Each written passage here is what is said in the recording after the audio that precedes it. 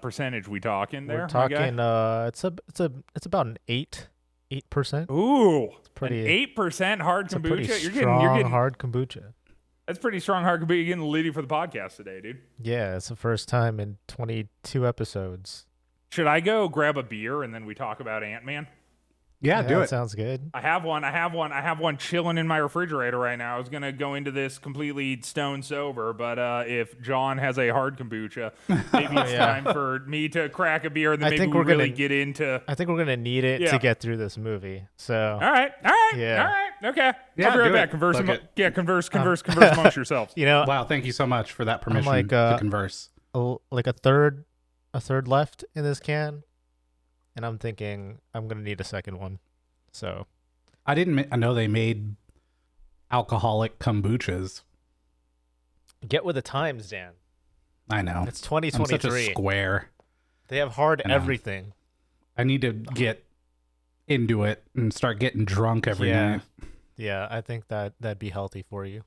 I'm so lame. All right, back with a little Crooked Tooth single entendre, West Coast style IPA.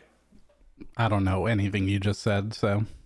Yeah, they're well, it's good. It's my favorite particular kind of beer. Actually, specifically West Coast IPAs are my favorite. Oh, hell Everybody loves California. Everybody loves California, and everybody wants to be in California. And I took a trip to California, and I hung out with people in California. I just wrote that song. It's called California. Wow, I was going to ask if that was like a top 50 hit song because it sounded like No, that actually, I just thank you You're so super much. talented. Yeah, I wrote that. Yeah, thank you so much. I don't know if talented is the word that I would use personally, but okay. What would the word that you use be? Sophisticated, handsome, intelligent, super, star. Ooh, vibrant, young. Two other words. To describe me as well, I don't think so. I was gonna go with loud. Okay, sure. Yeah, that's. But loud is it? But loud is in like vivacious. Yeah. Right. Yeah. No. Okay, and then you are also going to go with underwhelming. Ooh, underwhelming. Underwhelming is in like, I don't need to have like the entirety of the spotlight. I let others shine where applicable. I shine until I'm needed to take a step back and allow others to shine, and then I do that, which is the frankly, a great quality of. Excuse me, Dan. You're I'm very talking. good. Excuse me, Dan. Excuse me. I'm talking. You're very good at staying in the shadows, for sure. Okay, that's where you should reside at all times. Very good at that. Oh, fuck, dude. Excuse me? Jesus Christ. What's our intro? Well, I mean, Was it? that our intro? That could qualify as an intro. Hey, good intro, everybody. Here we go. Okay, woo! Let's get into it.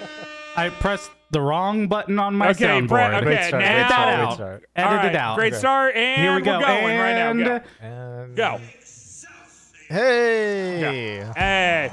Yo, what's going on, everybody? It's my name is Christian, also known as the Wasp, as in white Anglo-Saxon Protestant. What? That is not where I thought you were going with that one. And this is What? Cave Shit. And I'm Dan. I'm John. All right. Woo! All right, fellas, what's up? Jesus Christ. Well, that's fairly appropriate for how this movie viewing went for, I think, all three of us. Yep. Yeah, this one was kind of a doozy, dude. I didn't really it's like, okay, well, I guess I should probably like do the actual. Hey, what's up, everybody? My name's Christian. This is Cape Shit. Rate the podcast 5 stars, or I'll fucking find, or I'll dox you. Just kidding. Okay, I won't do that. Just kidding. Just kidding. I won't do that. I'll do other legal I will do legal things Okay, to you. Like yeah. I'll find you in a public place and I'll Sure. follow you home. This but is I getting won't better. go inside. That's because that would be illegal, and I wouldn't do Only an with illegal thing like that. Permission from the homeowner. Only with permission. I will stand a safe distance away from your mother's house and follow her around as she goes about her day-to-day activities, and I will take pictures of her, but only in public places where it's completely legal because I wouldn't do anything. And then when she goes home, I will stand a safe distance outside on the sidewalk on the other side of her property line, where it would be legal for me to stand as I legally take more pictures of her house, and I legally post those onto legal internet forums if you don't rate our podcast 5 stars. So, what was I talking about? All right. Well, that was a really great way to introduce our podcast and telling people to subscribe and rate it 5 stars. That's called a Wow. call yeah. to action, Dan. Called a call to action, dude. More like cult action at this point. Oh boy. Sure. Hey, so this was a movie that was released in between true. Infinity War and Endgame. It was this and Captain Marvel. And, when you leave off on such a high note of Infinity War, and then you're waiting for the follow-up, which is Endgame, and then you get these 2 movies in the middle, which we haven't rewatched Captain Marvel yet. I don't even know, because We have maybe no Captain idea. Marvel is gonna be fucking awesome. Yeah, it could be. Maybe I'm gonna love it. No, that don't seems- say anything. We don't Dan. know. He could love it. We don't know. You're right. I don't know anything true. yet. What I can say is Ant-Man and the Wasp didn't do so hot. Considering the first Ant-Man we all really liked a lot. The first Ant-Man, I'm just gonna hop in. Still, my favorite standalone MCU movie. I think at this point, probably Infinity War is my favorite of the MCU I movies. love it. Yeah. With I love it. the I love it. It doesn't matter. I don't care You gotta about your listen to the exceptions. episode with the stipulation that it did not make sitting through all the rest of the movies worth it. did. It's It only my did. favorite movie because I sat through all the rest of them, and I still don't feel like it was worth it. But Yeah. credit where credit's It's like due. the Western media equivalent of like people telling you to watch One Piece because it gets really Right. good at chapter 346. I mean, Right, you gotta get like yeah. 100 episodes in, and then it's like great. Yeah. But then Every anime yeah. that Christian has told me to watch, he said, like, you got to just make it past like the first 2 seasons, and then it's really That's good. absolutely not true, dude. Yo, listen, that's man. not true. I've told you to watch like Samurai Champloo. I've told you to watch Cowboy Bebop. Oh, I've those told you are to watch good from the start. Psycho-Pass. Yeah. Good from the start, motherfucker. Listen, all right? Again, Yeah, we're I don't know talking about taste, that, but- bro. There are no Ant-Man and the Wasp, though. No. so- They are no They are Ant-Man and the not. Wasp. That is entirely that. Yeah, that is. Well, that is, yes. let's talk about a couple facts here real quick because I think this is going to help shape our conversation just a little bit here. It was released July 6th, 2018, again in between Infinity War, Endgame, and Captain Marvel. It made $622 million, which is like in the realm of Marvel movies is fine. Yeah, that's like a Marvel movie that got released. Yep, it's fine. So this one was directed by the same director as last time, but last time he hopped in like halfway through the process.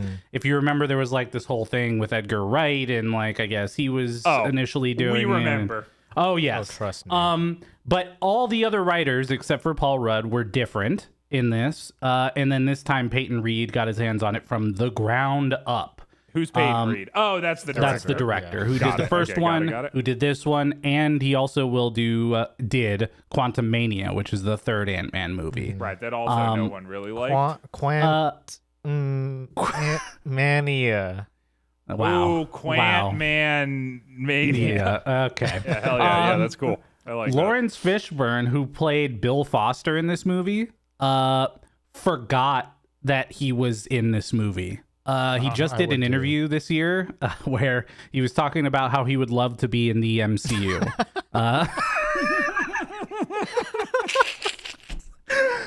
Dude, that is so funny. If that gives you any idea of what he thought about his experience filming this movie. Oh my god! And he was not a small part of this movie either. No, he No. was like kind of sort of like the minor actual villain antagonist, kind of. Yeah. So he forgot that he was in this. So that's great. But anyways, so I think when we look at this one and we look at the first one, all the writers are different. Peyton Reed came in halfway through the first one and then directed this one as a whole. And clearly the vibe in this movie was very much back to the MCU basics, right? It was like not that kind of comedy style we saw in the first one. Okay, but hold on. Can I throw out my sort of thesis for the basis of all of my critiques of this movie from here forward, right? Yeah. Like I kind of like to do this at the beginning sometimes.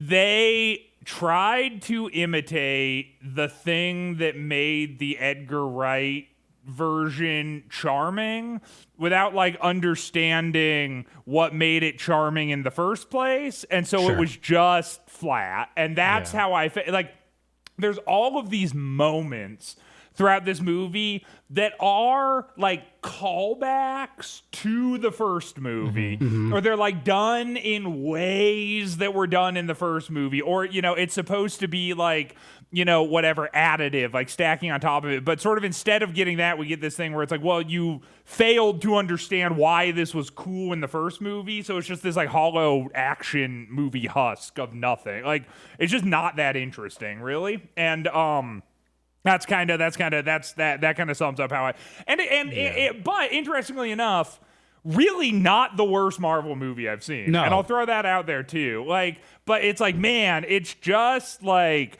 how the fuck are you going to go from Infinity War to this aggressively mediocre thing, like as the next step in the process? It's kind of fucking insane.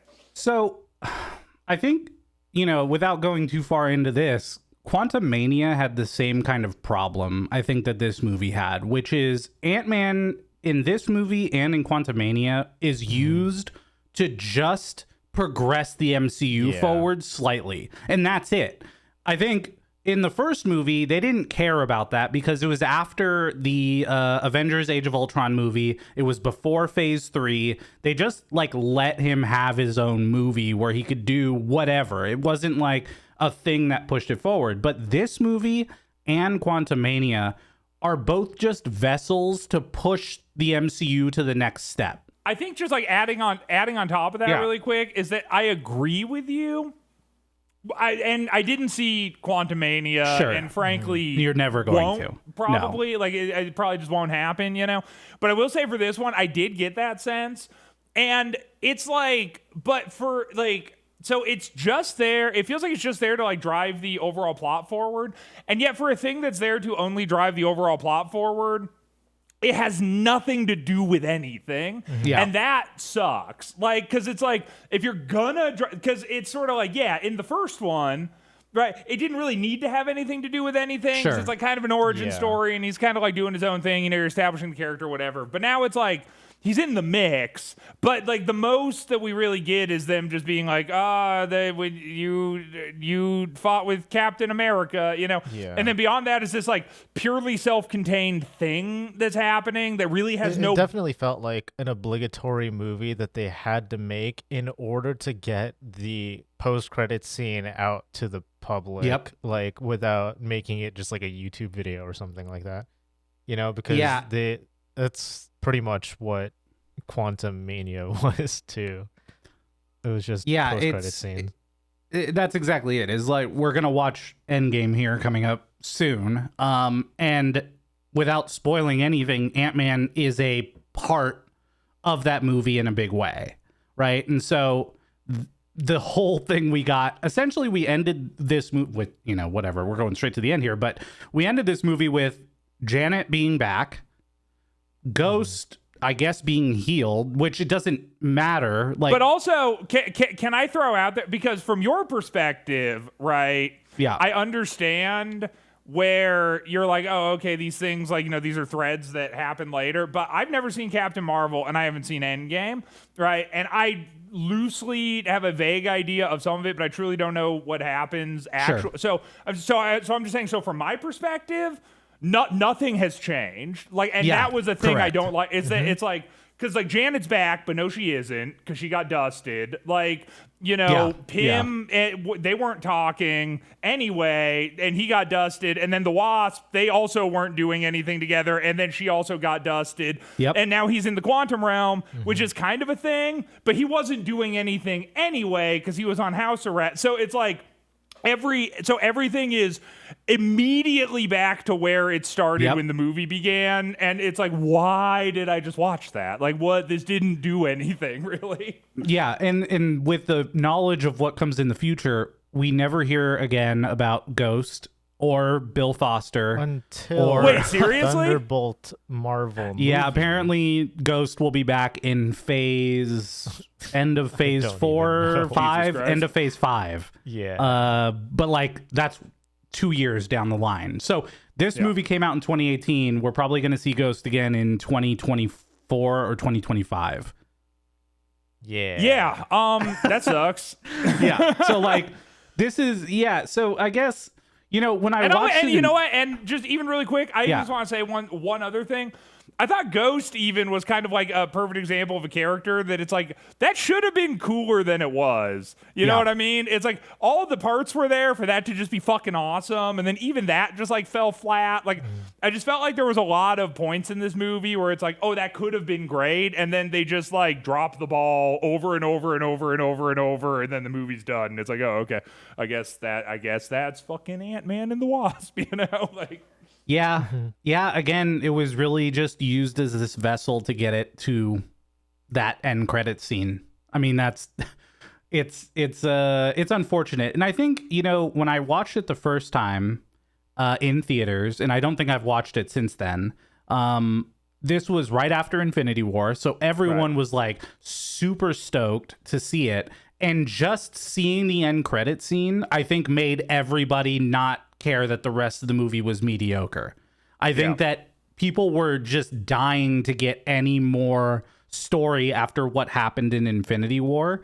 And so it kind of just made Ant-Man and the Wasp kind of like people passed over it very quickly, because online the ratings and reception were maybe just slightly under the first Ant-Man, but still got a ton of praise for its comedy and lightheartedness, blah blah blah blah. Dude, I've said this before throughout the course of doing this podcast, and I will like continue to die on this hill. It's like, that's just fucking like Marvel shit. It's like, it doesn't need to be good. It just needs to be like formulaic, and the people that like it are gonna really like it. And and a lot of the shit that I say, it's like I'm saying kind of like a jokey way to dunk Dan, because that's fun for me. But I honestly don't mean that in a jokey way. I mean, it's like, you just need a very formulaic superhero thing, and you will make $600 million. Like, you just need to not stop doing that, you know? Yeah. And I think like really the only times that we've seen, but it's interesting because the times that I think that we've seen the MCU soar is when they break the formulaic mold in an interesting way. And I think truly the times where we've seen the MCU fall flat on its face, probably when they break the mold in like really not interesting ways, you know? Sure. I mean, Thor Dark World, great example. You know, that broke the mold from the first Thor Dark movie. It took a lot of risks. I don't necessarily think it worked, you know, but conversely, the first Ant-Man, I would even say that broke the mold and took a lot of risks, and it did work. So, I don't know, something to be said about that, maybe. Yeah, it's almost as if they felt like the first Ant-Man wasn't good, so they had to like make it like more MCU. Yeah, exactly that. And there were even a lot of parts in this movie too, which whatever, we could start kind of talking through this, but it was just random like tech speak about the quantum realm for long periods of time. Yeah, they had where like multiple it just didn't jokes where people were like, "Do you guys just put quantum in front of everything?" And it's like, yeah, that's kind of what the entire dialogue is in this movie. Yeah. But anyway, so we start off this movie here in the first act with a flashback, and right off the bat, I will say, for some reason, they always do the CGI in Ant-Man movies really well for the de-aging process. I thought both Hank and Janet looked really good in the de-aging process. I will again reiterate the fact that we have a lot of imagery of Michelle Pfeiffer and Michael Douglas when they were younger. So it's probably a lot easier to do the de-aging process on them. Sure. Interesting. Gotcha. So is it then, so I guess what you're saying is it's easier to do someone as younger instead of older, right? Well, I also, Yeah. I mean, I think too that it's like, you know, we've like actually talked about this before, I think, but I mean, even just like if you're trying to make something, it's way easier to make something with less detail than it is to make something with more. Like it's like adding detail I is a see. pain in the ass. Taking detail, and so it's like, what is age, if not like, you know, bags under the eyes or Yeah. wrinkles, leathered skin, like, you know, the sort of the trap. But it's like, you know, what is youth if not just like the smooth? So it's like, so when you're taking something down, it's easier because you're just getting rid of shit. But it's like it's harder to paint things in and make them look convincing. And also, you don't have to leave as much up to interpretation because we have very concrete reference of these actors with like every angle of their face because they have been actors for so long. So it's easier to Gotcha. get that stuff right. So it's just more believable. Yeah. Gotcha. Well, you know, I think I mentioned this in the last Ant-Man movie a bit, but here when we see the previous Ant-Man, Hank, and the Wasp, Janet, going after this rocket, I brought this up last time in saying that why didn't they ever make Ant-Man's suit any better? Like, why does she get wings and blasters and all this shit and Ant-Man doesn't get it? But in this, he had a grappling hook. He had a grappling hook to hook him to the side of the rocket. And I was like, why? And there's actually one line in this movie that like they do like, because Paul Rudd's like talking to Hank Pym and it's like, what, she gets wings and I don't get and he's like, well, the next suit that I had made for you did have wings, or like something to that effect, where it's like a moment where he's like, I had been working on something cool for you, but then when you turned your back on us, I was mad and it never ended up happening. It's like some shit like that happens later. Yeah, and it never ends up happening. Right, it never comes to fruition. I'm just saying that they do like address that in the movie at some point. Yeah, it's just it's pretty silly that happens. But Dude, anyways, oh hey shit, can I get some air horns? yeah, of course. Woo! All right, hey, what's up to how John has ruined movies for me? Corner. Whoa, I hello. know. Interestingly enough, I didn't start this process hating child actors as much as I do now. Oh my God, I okay. hate child actors a lot more now. And it's really only after, and you know what? I think that, frankly, I appreciate John for just being brave enough to just come out and say that child actors are awful. Because I had never even really sat down to consider that there could be an alternative where, like, child actors weren't awful. Like, I just sort of assumed that was, like, you know, so it didn't bother me. I'm like, that's stock child actor. But then we started doing this podcast. And just hearing John demanding more from child actors made me realize, like, yeah, you know what? He's fucking right. Like, why do all these child actors suck? And the aged down, or the Wasp, what's her face? That fucking that kid, Hope. Yeah, Hope as a child. Get rid of her, I say, in like a legal In way. a legal. Okay. Legally. Yeah. To be fair, she's hardly in the movie. Yeah. Right, that's true. for But sure. every time she was in there, I just kept thinking of you because of Yeah. how much I was not down with her performances. I mean, these are our children. Right. I think we should put that into the equation. True. But and you sound like how I used to sound before John opened my eyes and made me realize that, once again, who gives a fuck if they're children? Demand more Dude, from your if child we're gonna actors. make children Yeah. act and work, Yeah. they should do 100%. the work properly. Do you They think should do instead it as well as their adult Yeah. counterparts? we should Or do it like we legally get rid of them. Okay, well, do you think instead they should do the thing where Scott is miniaturized in the school and it's just adult actors shrunken down with CGI and that then would they actually play the rule. children? Yeah, that would be a lot of fun. That would that'd be be tight. a great movie idea. In fact, cut this out so that we can go make that movie after this podcast. Right, of course. With adults playing the children, Or you could just- but just shrunk down. Or you could just do it Yeah. the way that like Pen 15 does it, and just have like adults play children. Oh yeah, Yeah, and then it's just yeah. and then they're just like, yeah, Yeah. for sure. They're just in and the you just mix. don't address it. Yeah. Right. Sure. But yeah, anyway, the kid that played Hope sucked.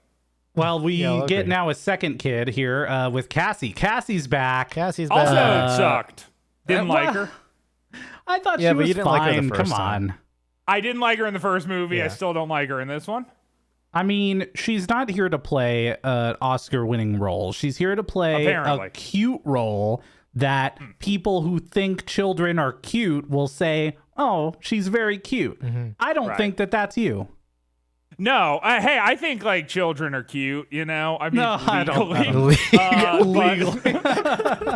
But you know, Oh, it's yeah. this I'm is- not like oh, my heart is melting for this fucking child on this screen. You know what I mean? Like I don't know. Yeah. So But you might be right. he's- It's not for me. He's the world's greatest grandma. Come on. Grandma. See, and again, dude, I'm just like that. Yeah, fucking whatever. That felt again like a thing where it's like they're kind of trying to do this like quirky, fun thing, but it's just sort of missing the mark for me.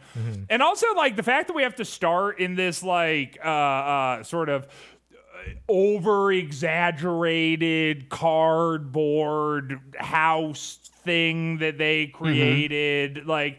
It's like I don't know, man. I didn't love that as a start to the movie either, because we're already sort of getting off on this like weird fantastical footing that like just didn't seem grounded in the universe that much, you know? And it's then it thought it just was kind of fine. continues from there. Yeah, I mean, he's been stuck in his house for a year and 11 months or whatever He it's has like been. nothing else to do with this time. Yeah, and he wants to entertain his daughter. Like, I think it's Although was a reasonable. the entire time he had that montage, I was just thinking, dude, you have a computer, just like build a better computer. And like, there's like infinite number of things you can do online. Just That's true. like keep yourself occupied. Like, I don't get it. But it's Paul but Rudd. it's Paul He's gonna Rudd, learn yeah. close-up magic and build a ant fort for his daughter. Come on. Yeah, I just thought like at the point, it's like, I mean, yeah, I don't know. I just didn't buy it. Like, I think that for me, it took me out of the movie, like just how insanely over the top that ant fort was. And then Sure. I'm like, what? Yeah, he's like meant to have created that entire thing by himself, including like a cardboard ant, and then like the laser beam part, and then it's like. And then it's all like made out of cardboard. Then it's like a slide. No, you want to know? You want to know what my take is? My take is that if any dad was gonna do that for any child, they would never, ever doubt if their father loved them at all in their entire lives, and that's unrealistic. Okay, well, we're starting off on a real positive note here. So, this ends Oh yeah, with what's his up? It's foot. the Three Dead Dads cast. Oh Jesus! What's going on? Oh boy. Okay. Well. Anyways. Back to you, Dan. Yeah. Thank you so much. His foot is out the fence, which triggers Wu and his FBI team to show up to check on Scott, which sets up the idea that he has been on house arrest since he was released from that underwater prison with him and Hawkeye, which Yeah, like two people without superpowers. They're like they have all these like superpower guys in there, and then it's just Paul Rudd and Hawkeye. yeah, dude. Yeah. Oh, Hawkeye. fuck We yeah. miss you so much, Hawkeye, honestly. I know, dude. I want him. I really want him do. back. I hope we get to see him in Endgame. Anyways, so Wu shows up and sets up kind of the whole premise of what's been going on since the last time we saw Scott. And finally, I know the moment you had been waiting for since the start of this movie. The cop husband is back. He's here- back. And Yeah. and him and Paul Rudd are fucking buddies. Yeah, they got Best a bromance. inexplicably. Yeah. Everybody loves his close-up magic as well, by the way. Paul Rudd's close-up magic. It is pretty impressive. It actually wasn't bad. And I wonder how much of that he actually learned. That was pretty I don't good. know. Yeah, I don't know. I watch a show called Penn and Teller Fool Us, which is a magic show where that's a fun magicians try to one, fool Penn and Teller. Yeah. It's a good show, and like the sleight of hand that he did looked like he actually learned how to do sleight of hand. So Yeah, that was pretty cool. Anyways, so now that we got the cop husband back, thank goodness, we get the montage of Scott being on house arrest. So we see him playing the drums. He gets some karaoke in a very Paul Rudd style karaoke. This just all seemed like a moment where Paul Rudd could just do whatever he wanted. Sure. Because it all just felt like that. And then he has this vision in the tub, which is connecting him to the quantum realm. He opens an armoire, and then there's a shitty child actress inside wardrobe. who says, "Ha ha! You always find me, mommy." And it's because She's she a doesn't jelly understand, bean. how to play Right. hide and seek. But That's Yeah. true. Yeah. we're not going to talk about So Scott gets knocked out, and Hope has captured him to bring him back to the lab. And Luis walks in on the giant ant that's taken his place, who's going to mimic his activities for the day. Right. Yeah, which Dude. a lot of giant ants in that. this Dude, one. when lot Louise of giant walks ants in in this on one, a yeah. giant ant lounging on the couch, that is Kafka's Metamorphosis, and that freaks me the fuck out. It is, dude. It's funny because I was thinking of Metamorphosis too, because he's like Scott. Yeah. That's actually the plot of Metamorphosis, except for He's the in his ant doesn't have bedroom, and it's a cockroach. yeah, the ant doesn't have like an apple rotting away, slowly killing him Yeah. inside of his carapace. Anyway, yeah, dude. And while they're driving, we kind of end up with a thing that was an issue in the first movie for me that becomes an even bigger issue in this movie because they seemingly do it far more often. But it's the thing where it's like, proportionally, as things get smaller, they don't get slower, and it really doesn't make any sense. Yeah. Like that car could not go 60 miles an hour, and I get that it's kind of like a pedantic. It's like, oh, it's a nitpick, but it's like, but they do not, it though, so actually. much in this Because- movie. Yeah. It's actually multiple different ways in this movie, because in the first time we see it, which is right here where we realize they're small and then the car like goes over them, and then it shows like it backs the camera up and it shows the little car moving forward. In that moment, it's going very slowly compared to the car that just left.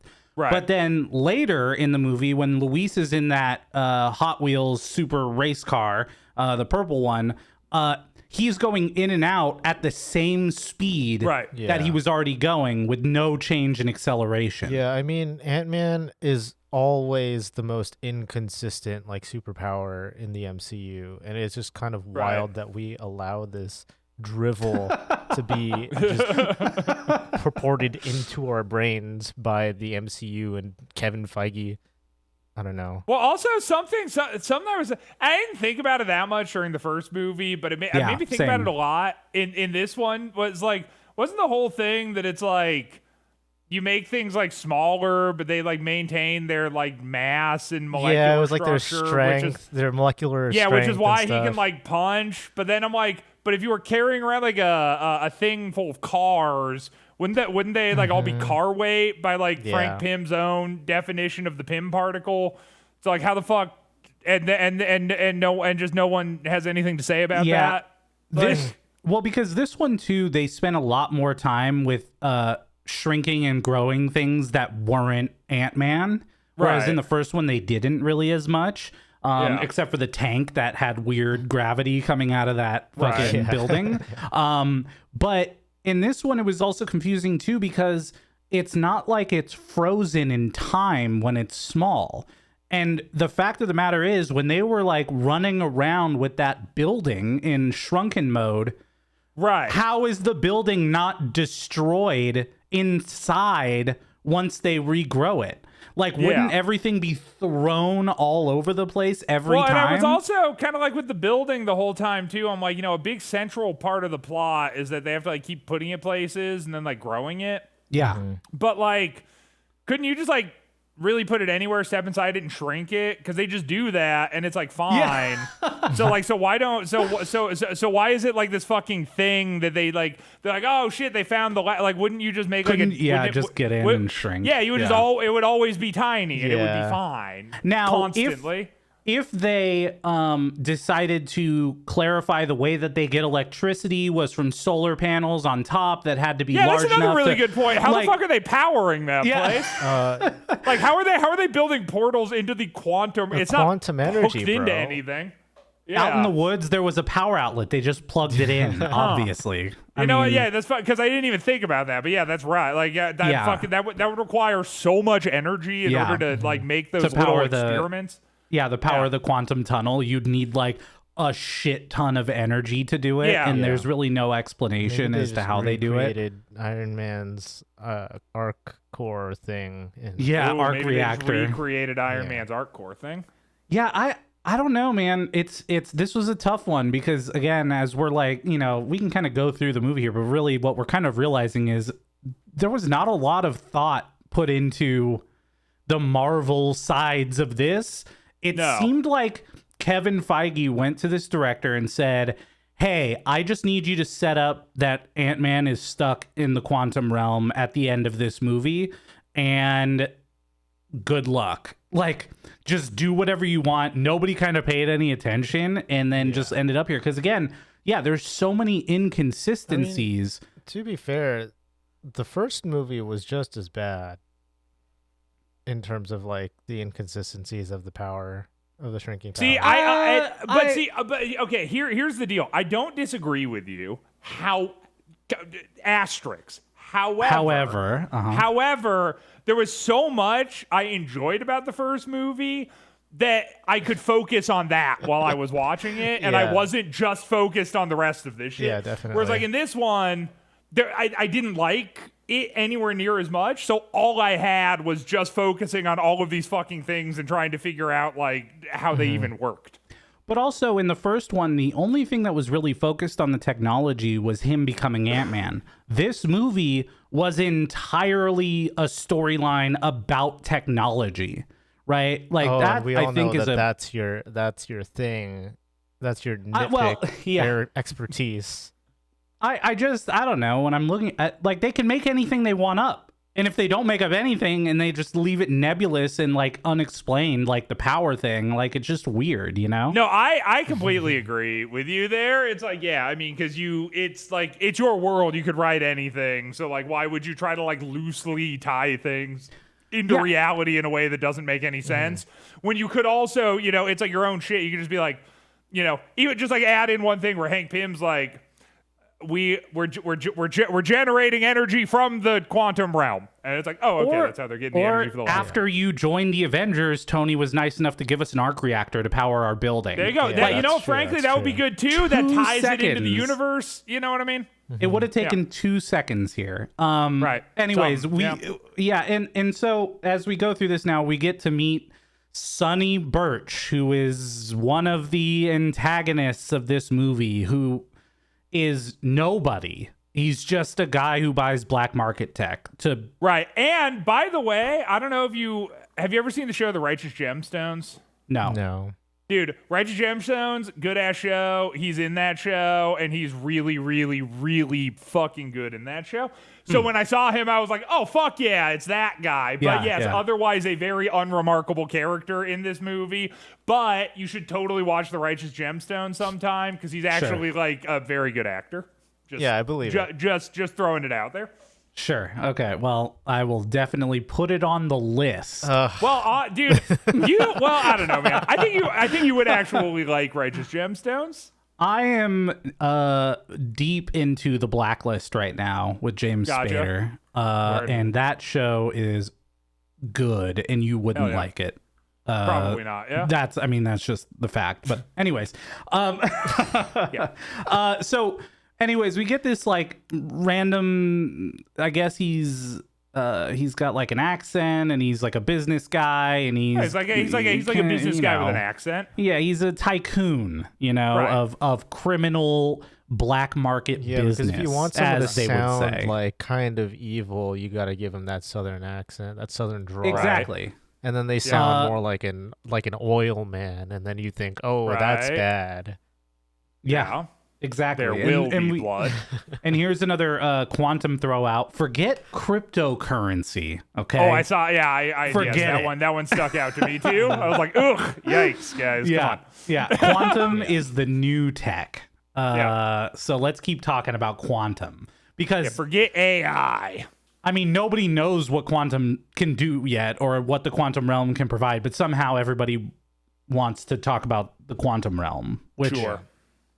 Again, I don't know that at this point people know what it is, and I don't know how they're already talking about it. So it's kind of interesting. But anyways, Hope then fights as the Wasp as she's trying to escape from these evil doers who are attacking Correct. her after they won't hand over the piece. And I think that here we get a perfect exemplification of kind of what I was saying, if you recall back to my thesis of why I did not like this movie, where I think that it tries to kind of emulate parts of the first one, but in a way that is not necessarily that interesting. Now, in my opinion, the thing that made the fight scenes in the first movie so good were that they weren't like traditionally how you would necessarily expect a fight scene to play out, because they utilized the environment in interesting ways, considering you have a protagonist that can shrink, right? Yes. Like, and that was the whole thing. Like, so watching Ant-Man jump, punch someone, go small, to then go large again and punch someone else wasn't what made those scenes cool. It was the in-between. It was the punch into the shrink, and now, okay, what's happening now during the shrink? Like, that's what was interesting. But they like rip that out of the fight scenes in this movie for no fucking reason.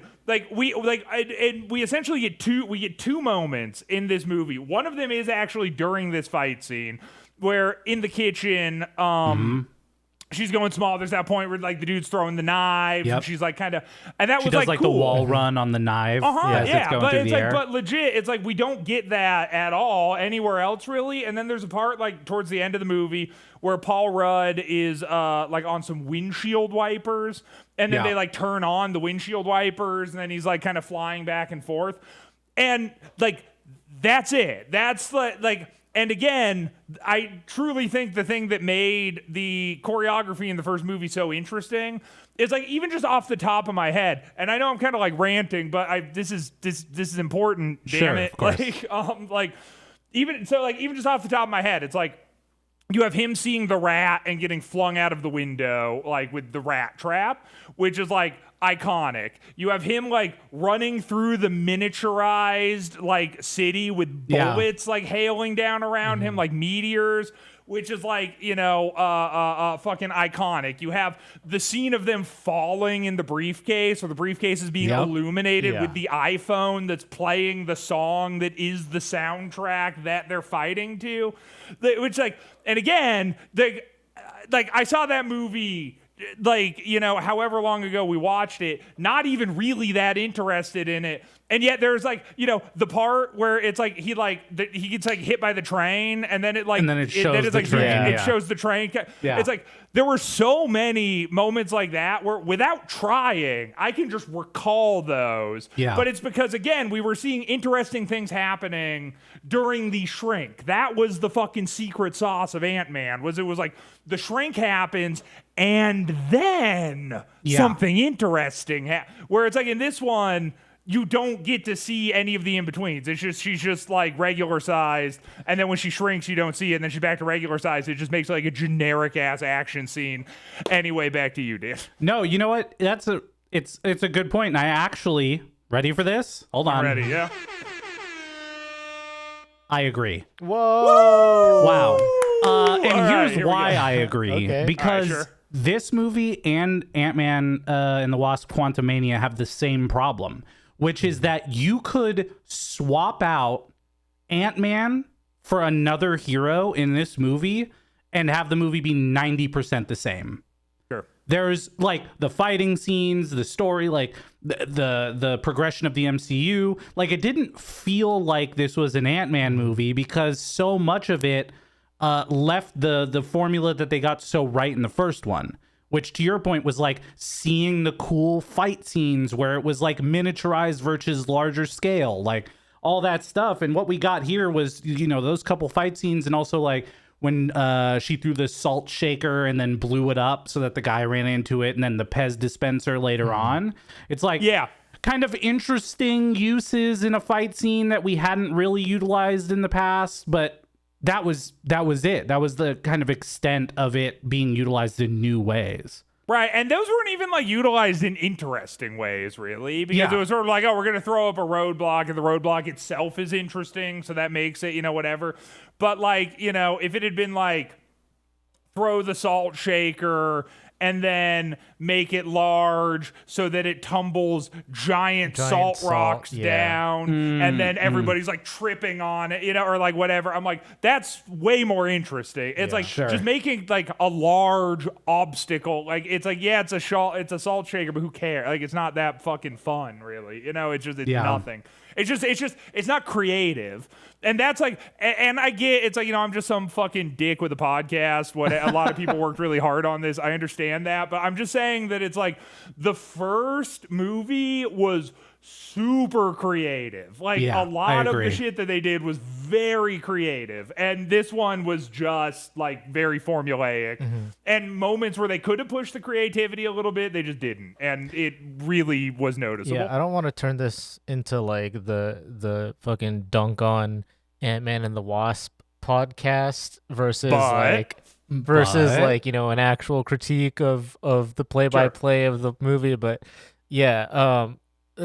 I think one of the reasons that it feels like this, to Dan's point, could have been like any other superhero in place of Ant-Man is because they don't do, like, same with Quantumania, they don't do a lot of justice towards Scott Lang's like intellect, as because he's supposed to be like a really smart guy, and they kind of play that up a little bit in Ant-Man 1.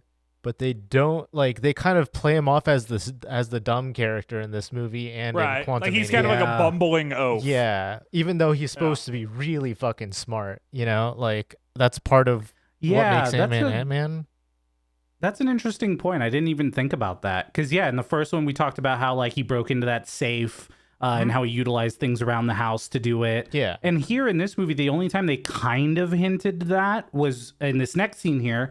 So they show up at the security consultant's place where we finally see the rest of the crew, which is Luis, Dave, and Kurt. Kurt is the guy who talks about Baba Yaga. I think they only say his name like one time in the whole movie. He's the best character. Yeah, he's pretty good. I like that actor as well. But they go here and they talk about the security contract they're trying to get. And they reference that Scott is the one who puts it all together. Like, he's the expert. He's the one who like figures out where the cameras are going to go, figures out where everything's going to happen. Like, that's the only kind of time I think in this movie where any reference of him being like the smart one on the team or even in this movie is referenced. Outside of that, it is mostly just like him kicking his foot outside of the fence and then getting, you know, in trouble with the FBI. It's like, and all beyond kind of weird. Beyond him like not being smart, I mean, he's treated like a fucking moron. Like, because there's even like that scene like kind of towards the end when he's like possessed by Janet's fucking consciousness or whatever. Yeah, where that's he like actually one of my goes highlights over. of the movie. I did really like that though. He like goes over to the computer and they're like, "No, stop! You'll fuck it up, Scott." You know, it's like because they're just like, "Oh, look at this fucking idiot." You know, like That's true. I don't, you know, okay, listen, so this is a little off topic, but hey, as long as we're throwing out some dunks, I'm going to get a quick dunk in there really quick. Can I get some air horns really fast? Yeah. Hey, what's up? Welcome back to Christian's Quick Dunk Corner. Quick dunk. Who gives a fuck about Janet? Like, what the fuck? Like, when this movie like first started, and it was like, but then I realized there might be a way that we could get her back from the quantum. It's like, who care? Like, this is like, what the fuck? There are so many interesting things you could choose to do in the Marvel cinema, and we're going to have an entire movie whose plot revolves around saving a character we've never been introduced to. Like, it's like, it's just fucking insane, dude. Christian. Not only does this movie you're right. set up the rest of the MCU, it also sets up the next Ant-Man movie. We're at Ant-Man Quantumania. Gotcha. Rests which is Janet's then, shoulders. which is then just a setup for probably the next Ant-Man movie, and eventually one of them are going to be really good. So Dude, there's just that, like, again, like, I'm just saying, like, at the beginning when they're just like, but she might still be out there. I'm just like, who? It's like, shut the fuck up. Shut up. Shut the fuck up. Who cares? Well, I mean, come on. It doesn't matter.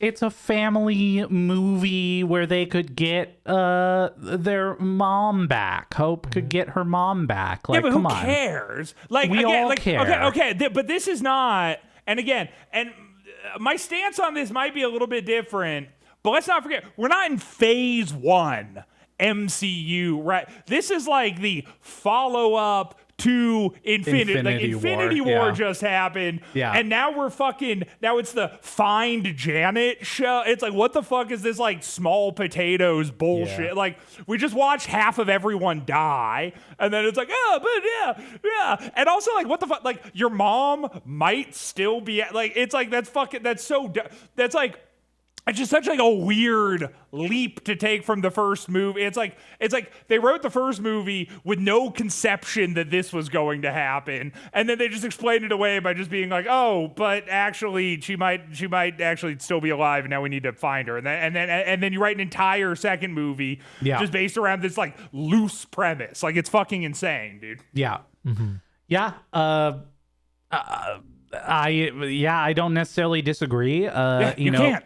If we looked at this again, it would be, I think, even more interesting if they would have had that end credit scene maybe like 40 minutes into the movie. So the first like 40 minutes is setting up some type of story, then the snap happens, then they like go into the quantum realm and find Janet at the same time, and like the rest of it's like all setting up what happens after the snap. It'd be cool like to see more of that story, I guess.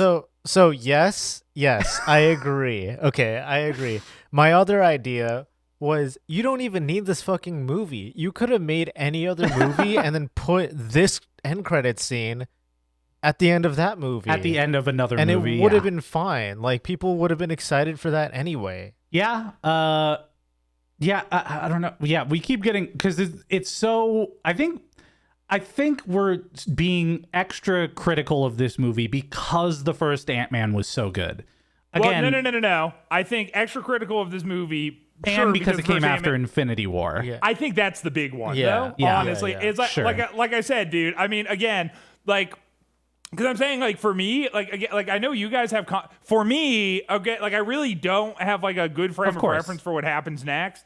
So again, I'm just saying that it's like the last thing I saw in the MCU was like some fucking like, I don't feel so good, Mr. Stark. Like, you know, fucking like, oh shit, they killed half the main cast. Yeah. And now we're and now it's like, whoa, it's a comedy about, like, you know, fucking like, it's just weird. It's like a weird tonal whiplash that happened. What would be even crazier would have been if they put this before Infinity War and left the end credit scene. That would have been so dope, actually. Yeah. That would You have have been no cool, dude. context. You don't know why. Right. They're just dusted, and then Infinity War comes out, and you have to Right, find it out gives what that context, means. And it's like, oh shit, and it would make that seem like so much more like morbid. Yeah, that'd be You fucking know, cool, you dude. should beat Kevin Feige. Thank You you. I've been should, yeah. saying this for so long that it blows my mind that they have not hired me and then you two as consultants that report directly to me, but I am the creative director, obviously. Anyways, we're here now with Bill Foster. Let's head back into this movie for a second. Yeah, I forgot. Yeah, we're talking about like just beat by beat this movie. Yeah, here we are. Kind of. I mean, we're skipping chunks here because I think overall we kind of have an idea of our thoughts here. But We do find out that Bill used to work with Hank. Hold on. Before Yes. we get to that, though, I think an interesting plot point to point out is that we do get the first entrance of Ghost, who's like sort of the main antagonist within the movie because she shows up to fuck up the Righteous Gemstone deal that's happening, and then which can I say, and this would have been harder to do for sure. But can I tell you my character design for Ghost, and you tell me if you think that this would have been cool? Mm-hmm. Sure, absolutely. Because you know how it's like she's sort of like wispy and like, you know, flying off in different directions and like, you know, not in like one stable point of time. My idea for how you would make Ghost a cool character that was also kind of like horrifying and formidable is you do something similar, but all of like the wisps coming off of her are doing different things. So it's like all the various branching possibilities of what she could do in the moment, and then she solidifies into one of them, and that's like how the movement and the fight scenes happen. Is like, so, you know, so it's like a punch happens, and then there's like a wisp coming off of her that's like a dodge, and then a wisp coming off of her that's like a block, and a wisp coming, and then she'll like snap into the one that's another punch. Yeah. And like, that would have been fucking cool. Yeah, that would have been some like Tenet level choreography to plan out, but it would have been sick. It would have been creative. It would have been really and cool. interesting. You know, it would have been cool too if we heard that she could control her different selves by just thinking of different options. Totally. Where in the multiverse she would have selected a different potential option. She can just think about them, choose one, but all the other ones also happen. So it's like she can utilize them to throw people off. Totally. The other thing I was also thinking was, why wasn't she just the link to Janet?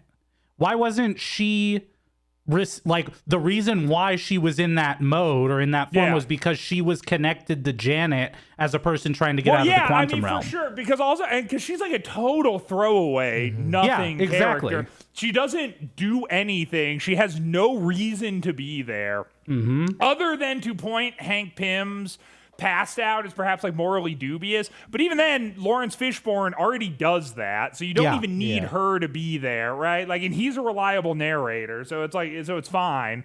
But then it's like that, so she doesn't do anything, and then she tries to kill Janet, and then Janet, spoiler alert, at the end of the movie shows up and does like a fucking ET thing on her head, and now she's like a good guy. Yeah, it's like, what the fuck, always dude? felt weird. The fuck?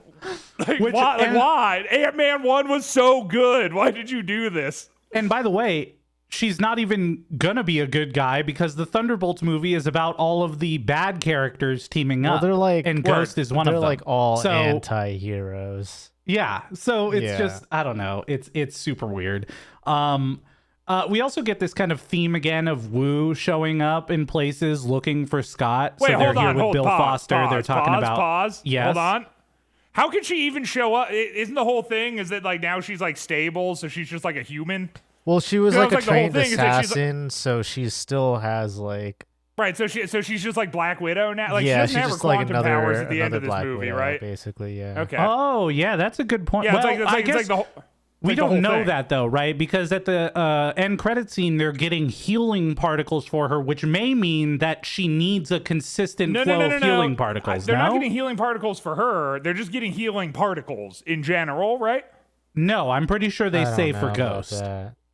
Yeah, I don't know. I don't remember them saying John, that. While I think you normally have the movie up when we get there, but I'm fairly certain that they reference that they're getting them also for her. Nah, because I'm pretty sure they're like, oh, we just get the healing particles from the quantum, which also healing particles from the quantum realm. Are you fucking like? I mean, that's what they're calling them. We don't know that's what the that Pym they're particle is. healing particles. Yeah. Like we know that they healed Ava. That's why I'm saying I feel like they're getting them specifically for her. Maybe. All I know is that she was just like getting like torn apart. No, it just says to get the healing particles, and they're not saying who for. Yeah. I think that you like maybe assumed that that's it, but they're just going in there. But I'm just saying, because the whole thing is that she's getting like torn apart, And then Janet, goes like, huh, and like grabs her face. And then she's like, whoosh, and she like is just like one form. And she's like, oh, finally, I'm like a regular. It's like a Pinocchio situation, Now she's like finally a real girl. Well, maybe we'll see. Maybe she just now can control it better. And and also we don't know, to be fair, whether or not her time in this sort of like destabilized quantum form interrupted her ability to bear children, because if she can't, then she still isn't a real woman. Yeah, that makes her it's a good thing. monster. According to Will Wheaton, by the way, Wheaton. according Will to Wheaton Joss is the Star Trek guy. Well, him too, maybe. I don't know. Yeah, I don't know. I bet he I don't know thinks the Will same. Wheaton's stance on the Yeah. matter. Joss Whedon, on the other hand, though, morally dubious past. I think that we should legally look into that guy. Sure, of course. Right. All right. So here's another fun thing. Fun, I guess. Wu tracks him down to the campus. They then have to escape, but they also reference, by the way, in this part of the movie, that why are they only wearing sunglasses and a hat? They just look like they're going to a baseball game. That's not a disguise. Right. Yeah. A lot of call-outs to ridiculous things in this movie, like when John mentioned, oh, we're just going to throw quantum in the front of everything, like that, and then the note about the hat and the sunglasses, like a lot of call-outs of just ridiculous Marvel things. But I think that like you can't just like be self-referential with your call-outs and have that be the joke. Like that's not clever to me. And then still use you know it. what I mean? Yeah, exactly. It's like, well, you're still doing it. Like something needs to go wrong. I mean, well, okay. On that note, actually, to be fair, they call out that it's a dumb disguise, and then they get caught. He gets caught, like from across the fucking classroom. He gets recognized.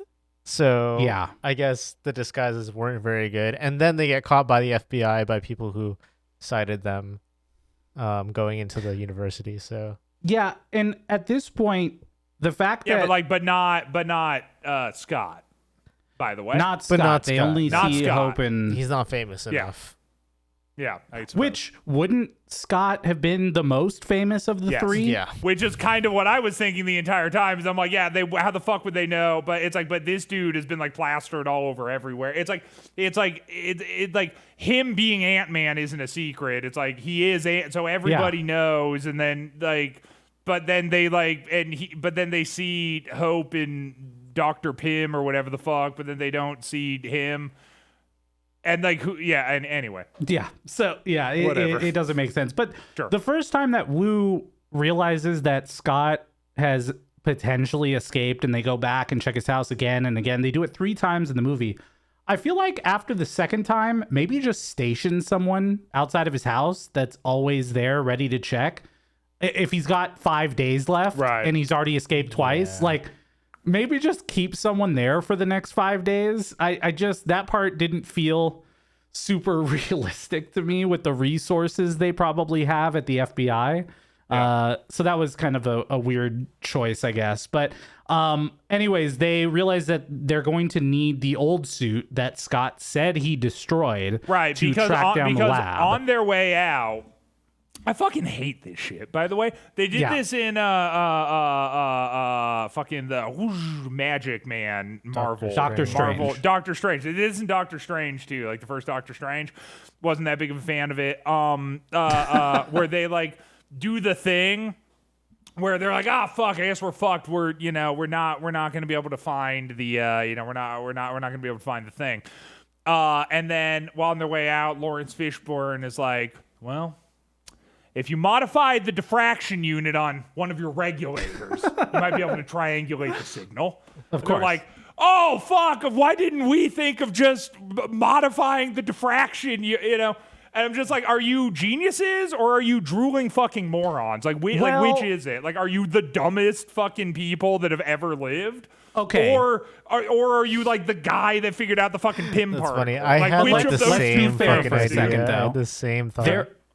there would be no reason for them to think of that because they don't believe they have any more of those devices because Scott said he destroyed the suit. No, there's no way, because like at least he would have been like, if only we had a diffrafter unit that we could modify, but we don't. Okay. So I actually, you know what? I tried to defend it. I was wrong. I agree. Sure. John. Oh shit, dude. We actually, hold on. I think that might be the first time. That's not even I agree. That's an I was wrong. Yeah, that's we an just I got was a wrong. classic. Okay, We just got a okay, classic okay. Dan. That is fucked It took up. 22 episodes, but we got there. 22 episodes. Okay. All right. Jesus Christ. Oh my God. That's like honey in my ears, dude. You've ruined movies for me. Hell I think yeah. that's it. Yeah. Yeah, that was kind of the point of the whole thing. You know? I might just also be getting older, and that's Right, just sure. the way it goes. Yeah, maybe. Perhaps. This podcast is just aging me more quickly. I think that's partially what it is. Right. Yeah. 100%. Yeah. You're like great. Snake in Metal Gear Solid 4. Yeah, I get that reference. Just take my word for Totally. that one. Sure. Yeah. You mean Captain America, the Winter Soldier, parentheses, not Captain America. Not Captain America, because it's actually Solid Snake. Solid Snake. Parentheses, Metal Gear Solid. That's from Metal Gear Solid, end parentheses, end parentheses. And parentheses. Yeah, of course. yeah. Perfect. You Yeah, gotta of end You course. your gotta flies close so all people of them don't know off. the titles. Otherwise, you get syntax errors, and that's not good for anyone. Right. Of course. Yeah. Code's not going to run. What you going to do? Yeah, so now we actually get our first, I think, of the movie, first heist scene, which is them breaking into a kid's school to steal the trophy back, the world's greatest grandma trophy, which turns out actually has the old suit in it. He did not destroy it. He shrunk it and shipped it through the mailing system. They're very reliable now. They also have tracking numbers, by the way, just like UPS. True. Yes, sir. But yeah, so this is where we get to see more of the deregulator not functioning properly. So he's kind of growing and shrinking and growing and shrinking. But this is where we get what could be the future of movies, which is Paul Rudd shrunk down to kid-sized form. No more kid actors, just shrunken Paul Rudd. Overall, it was fine. Again, I think... You know what's funny is when we watched Spider-Man, you mentioned something interesting, which was when they get back from that trip to Washington, they don't pay attention to the fact that Peter left the whole time and wasn't there. In the school, they see Paul Rudd from behind with the sweatshirt on, and the teacher goes, "Hey, you, where do you have a pass?" And the kid just runs away, and he's like, "Oh well." Yeah, he just kind of. It's like, wait, what? You're just gonna let this kid run around the halls? Have you seen how much teachers get paid? Mm-hmm. Well, okay, sure. Like, in the movie, I don't know. Making like $28,000 a year if you're lucky. All of a sudden, there's this kid. You've been getting chalk thrown at you all day by children. You can't yell at them anymore because, the parents are going to have something to say about that. You need that $28,000 a year. You see a kid in the hallway. You were already thinking of ending it anyway. Like, what? You're going to, chase after? Is that really your responsibility at that point? You know what I mean? I think that guy was just very depressed. Actually, that's my point. Contractually, it is. That's just his a hernia responsibility, waiting yes. to happen. I don't think I'd go for that either. You know what? What I gathered from this is you thought it was very realistic and you enjoyed it, and that's a point up for Ant-Man and the Wasp. Yeah, true. Yeah.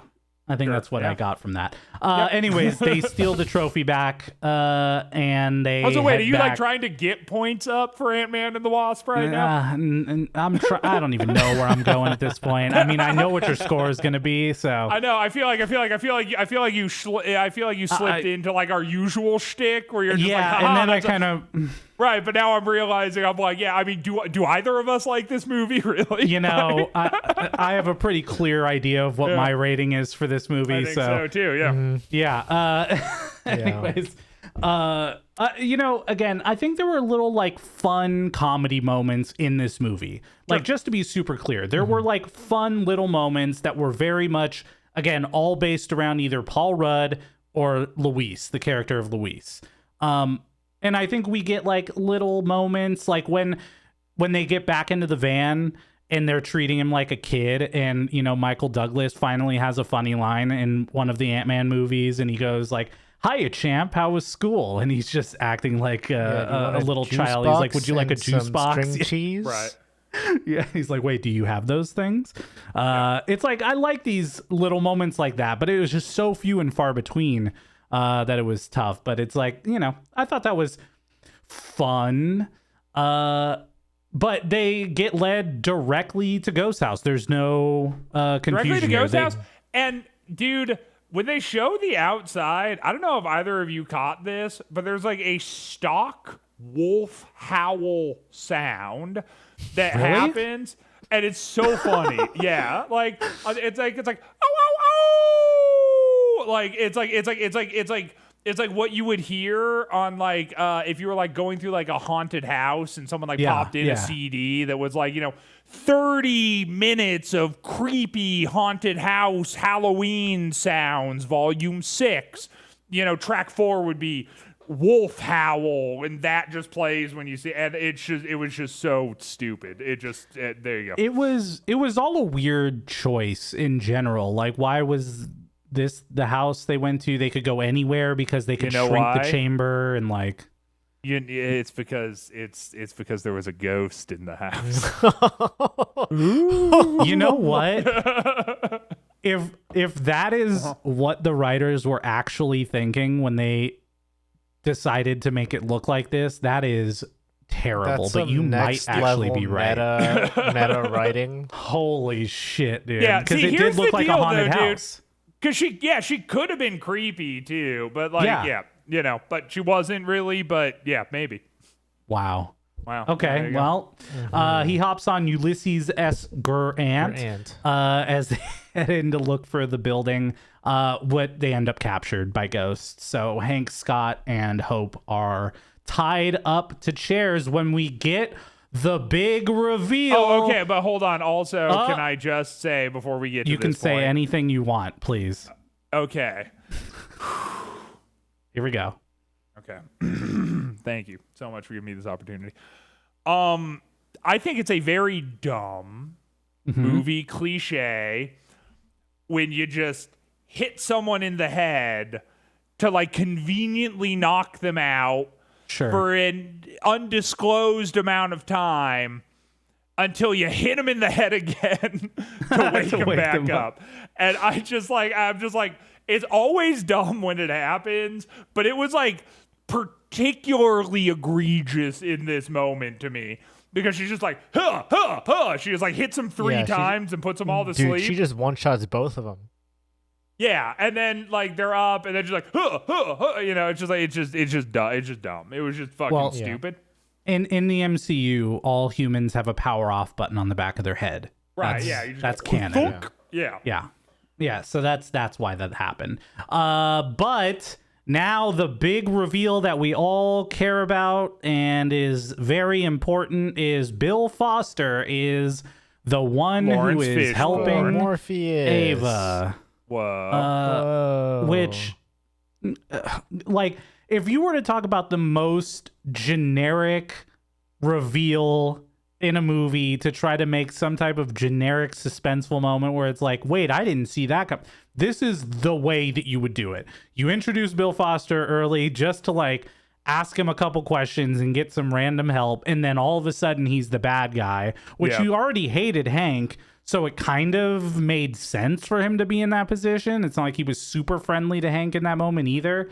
I don't know. This just, maybe it's because I've already watched it, so I already knew, but this didn't hit at all for me when this reveal happened. Would it surprise you? No, it didn't hit with me at all either. That would not surprise me. Because it's like, who cares? If you want to know what the actual problem is, it's like, who gives a fuck about Janet? Who fucking cares? And who fucking cares about like Lawrence Fishburne? Like, who cares? Like, it's like, again, this is our first time seeing any of these fucking people. Who gives a shit? And this dude in particular, it's like, you just met him for the first time ever, like 10 minutes ago. Like, and so then the turnaround that it's like, oh, wait, he's like kind of an evil guy. It's like, who cares? Who fucking cares? It's like, would it be surprised if I said this was a hit for me? Really? Well, no surprises here. It was not. Oh, okay. Okay, good. Yeah, because that would have been surprising. That would have been surprising, yes. Yeah. Well, no, because I'm just saying, dude, that like, I mean, again, like if he had like sort of been around in the first movie, and you know they had sort of had like a begrudging relationship, but you know like out of some sort of sense of like respect between scientists, they had worked together, and then once again they kind of had to like put their differences aside and come together only for the reveal of the betrayal. That would have at least been something. But again, this doesn't matter. This is nothing. Yeah. This is absolutely, it's like, because this is a fucking guy. You have no context for him. So him betraying Hank isn't surprising because there's no context for him to not be the kind of guy that would do that. It just doesn't matter. So when and plus also like their whole like B plot thing that's going on throughout this entire, it does not matter. They don't do anything. Like truly, it's like they are like sort of like stock tension that has to occur in the story from time to time just to trick you into thinking something's happening. But really all this is a movie of them just being like, oh, we need to go find Janet. Oh, okay, we did. Like, it's like it would have just happened exactly the same way regardless of to whether or not any of this shit went down either. Except for I guess there's like a lightning bolt movie that Ghost is going to be in, so can't fucking wait to see that. Thunderbolts, yeah. I don't disagree. I think Thunderbolts is kind of the equivalent of Suicide Squad from DC. Right. If that like gives you any idea of what gives they're you any trying to hope do with that. for that movie. It doesn't. But no James Gunn, sorry. Right. James Gunn is full DC now. Anyways, we get the backstory of Ava, which, again, this, to your point earlier, this kind of reveals how Hank is... Also, by the way, can I just say in this flashback, I just thought that this was like a very fun black don't crack kind of moment because it's like funny as fuck to me that like even like a de-aged Lawrence Fishburne like still just looks good as fuck. Like, and then like aged up also looks good as fuck. Whereas, like, the other characters, there's this huge difference between, like, the age. And then Lawrence Fishburne is just like, that's just, like, a handsome fucking guy. It's like, you didn't even need to do that. You know what I'm saying? Like, it's just, like, he just still looks great. He just had darker hair. That was it. I know, it was the only real difference. Yeah, I'm just like, fucking Christ. Yeah, that's a good-looking man. Yep. Well, we find out that she became a weapon for S.H.I.E.L.D. and that they promised to cure her and that... I guess she was a S.H.I.E.L.D. asset this whole time, and we never heard about her before now, which is fine, I guess. And then Scott gets a call from Cassie about her soccer shoes, which was an emergency 911. And thank goodness, again, I bring this up because we got to see the cop husband again, which I think anytime we get to see him is a standout moment. You know, it's real delight, and he's frankly, he's a big old fan of Scott these days. Don't forget he's still a cop, by the way. And Scott is a criminal, so that's fun. That's why their relationship is so fun. Right. But they want to extract quantum energy to repair Ava's molecular structure, which is rebuilding itself every day, every minute. Can I say, okay, because you know how they kind of like go into her backstory, and then it's like there was a man, and Hank Pym turned his back on this guy, and so he had to go further and further with his experiments into the quantum realm. And there's like that whole scene of like, the dad like telling like the daughter and the wife like go, and then they're like in the hallway, and then like the daughter like tugs away from the mom and starts running. How? I was gonna say L mom. How the fuck did that happen? Like, it's like the mom's like squeezing the daughter's arm, and this like 4-year-old girl like shoves the mom away and gets free, and it's like a long ass hallway. And then it's like, and then it shows her go into the room, and it shows the mom like burst through the door 5 seconds later. And so it's like, where's the mom been the entire time? Like that whole. She was debating in the hallway to go after. Yeah, the she's kid. like, she's standing. Yeah, she's shocked that this 4-year-old child just overpowered How her. did this happen? How could I have let this happen? It gives her pause happen? for like 15 seconds before she can like start running. It was like, what the fuck was that, dude? Yeah, I didn't even think about that, but that's Not a good point. Yeah. Not good at all. It was not good. That mom needs to do some strength training. Oh my God, she does, dude. Yeah. I mean, I could understand the slipping up, but to your point, the fact that the kid makes it through and then the mom comes in like 5 seconds Totally, later. dude. It's like that hallway wasn't that long. No. Yeah, that's kind of wild. Then both my parents died. Now I'm mad at fucking Hank Pym, you know? Yeah, it's all Hank Pym's fault.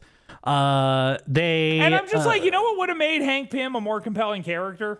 Fucking make it his fault. You know what I mean? Like, that's more like, because this whole thing of like him being like, oh yeah, he like had a fucking disagreement with a colleague, and then the colleague like did some shit, but their like, own really, it's thing. not. Yeah, it's not Hank's fault. Like, that's a cop out, dude. Like, have Hank be like have Hank be a guy that pushed this dude to fucking madness, like truly, and have it be Hank. Because that makes like everything way more interesting, like that. Because this is just like it's nothing. It doesn't and her intentions are misguided anyway. And Hank's like kind of a dick, but he's not that bad of a guy. And it's like it just doesn't change anything. You know, it's like it's not that interesting.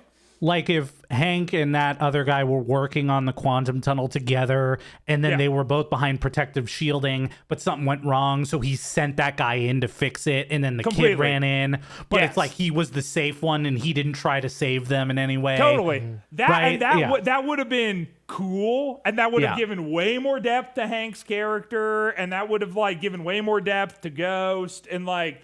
But again, instead you have this thing where it's like Ghost is like mad at some shit that isn't even really his fault, and that's that whole character, you know? They pretty easily get away when they convince Bill to open the Altoids tin with the giant ants in it, which I guess were just ready to get large. This was like a weird it was like a weird transition too, because they trick him into opening the Altoids tin, which was like somehow rigged to expand the ants, and then rigged to blow, and then they take like all the shit that they needed from the house, and then they run, and then the very next scene they're in the lab in the building, and it's just such a weird time skip. Like we didn't I don't know what was up with the editing here, but it just felt so off. Yeah, it's like there was a scene missing. Yeah, well, and because they would not have been able to get away from Ghost. Like, so you just kind of have to be like. I don't understand. They had giant ants. Yeah, I know, but yeah, like that's like the shit. It's like I guarantee that was like a writing corner thing where they're just like. All right, so they have the shit they're making towards the exit. What happens next? It's like, well, Ghost teleports behind Hank Pym and shoves her hand directly into his trachea and is like, okay, well, we can't do that. Ghost teleports to the entrance and beats the fuck out of Scott. Okay, well, we can't do it. There's like, let's just have him be in the lab. You know, it's like, that's genius. You know? Yeah. 100%. Yeah, they're just there, and now it's a scene that goes directly to Hope and Scott talking about how Janet will be potentially different when she comes out of the quantum realm. Right. It's a very like weird sequence of events, again to John's point. Like it just the mood shifted very quickly. Luis calls and says that they need to fix the proposal, and so Scott tells him where to find him. And that's when, thank goodness, here comes Sonny Birch. He's back in action to try to find the lab, and he's going to use it's not truth serum, it's something else that is like truth serum. Yeah, there's no such but thing it's not. as truth serum. Yeah, it's not truth serum. So they're going to use that to try to find Scott, and by interrogating Luis, which is where we get story time. Which, to your point, Christian, we get a hollowed out, joyless husk of what was one of the greatest parts of the first movie. Yeah, I agree. It also just felt like it was they were very short moments. Like I think one of the keys to the first one was that there was like extended conversations happening. Just kept going and going and going. Yeah. Yeah, and you like got to see the actors really act out him talking their lines. You know what I mean? Like these were all very, very quick moments. It was very underutilized. Yeah, this portion of the movie felt like the same way that like Guardians of the Galaxy 2 Drax felt, where they were like, hey, everybody loved that part from the first movie. Let's put it in the second movie, without understanding why it worked in the first movie. Yeah. And so they were just this is the fact that this exists in this movie is the joke. And then it doesn't matter what it is, as long as we have this thing that resembles a thing in the first movie. That's all we need. But this one lacked any of the comedy that was in the first movie. And again, this also felt like something that should have been at the start of the movie. Like, they explained everything that happened from Ant-Man 1 to 2 over again. And it's like, wait, why are we re-getting this explanation again? It wasn't actually progressing anything forward. Whereas the stories in the first one were progressing the story forward. They were telling about how they got the information they got, right? Then this one was just like, oh, here's what's happened in Ant-Man so far. Yeah. It was kind of a weird, unhelpful to the storyline moment just to like shoehorn in this story sequence. Yeah, I have nothing to add to that because you just summed up exactly what I think. So, it's wild. I can't believe we're on the same page here. I know, same page. I don't even have anything to be like, yeah, and also it's like that was it. There you go. That's also that's how I feel. So, yep. And then Ghost appears again. Yep. And it's like, I don't know, man. I just like Ghost appearing and Sonny Birch appearing. Like nothing is hitting for me in this. It's like it doesn't matter. It doesn't feel like anything when they're popping up. Like the only interesting thing was like Ghost appears and he goes, Baba Yaga, and it's like that was kind of funny and that's it. I feel like that whole moment was just to get that little line out of honestly, Kurt. the Baba Yaga setup, I was like, this is cringe, bro. Like, I don't fucking care about this bit. But then the Baba Yaga punchline, I was like, okay, that's funny, but it's still not like, it doesn't really redeem anything. It was like that whole thing was just set up for that one joke payoff. Sure. Yeah. So Ghost now knows where they are. Sonny's gonna call in his friend who works at the FBI to try to get him against Hank and all of them at the same time. So now we've got multiple people coming towards Hank and the lab in the woods, and they're trying to get the quantum tunnel turned on now back at the lab. And then they do, and it shuts off again until I think one of the better parts of this entire movie, which is Janet taking over Scott's body to fix the algorithm, which again, okay. Okay, here's my question. You ready? Yes. Mm-hmm. Can I get a of course, yes. Can I get an air horn? Yeah. Hey, what's up? Welcome to Christian's good faith question corner. Okay. Why did he have to get like a gay, effeminate voice? Why couldn't it have just been Scott's voice? Because Michelle Pfeiffer is gay and effeminate. Right? Okay. But I'm saying, it's like he just gets this like very stereotypical like flaming gay effeminate voice to show that he's been possessed by a woman, and I couldn't like disengage from finding that really weird enough to like actually appreciate what was happening in the scene. Because it's like he could have just like talked too, but instead, again, he gets like super flamboyant, and I'm like, she doesn't really talk like that either, though. This is what's happening with the woke community and like getting into our media criticism. It's funny, just laugh, bro. No, that's fair. I think that this was a mixture of two things. One was they had to signify in some way that it was not Scott anymore. That's right. And then number two was, let Paul Rudd try to be funny.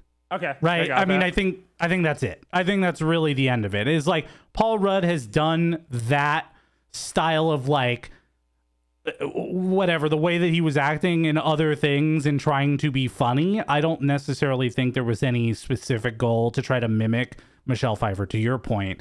But like, I think it was just him trying to be funny as her mom. Yeah. And that's it.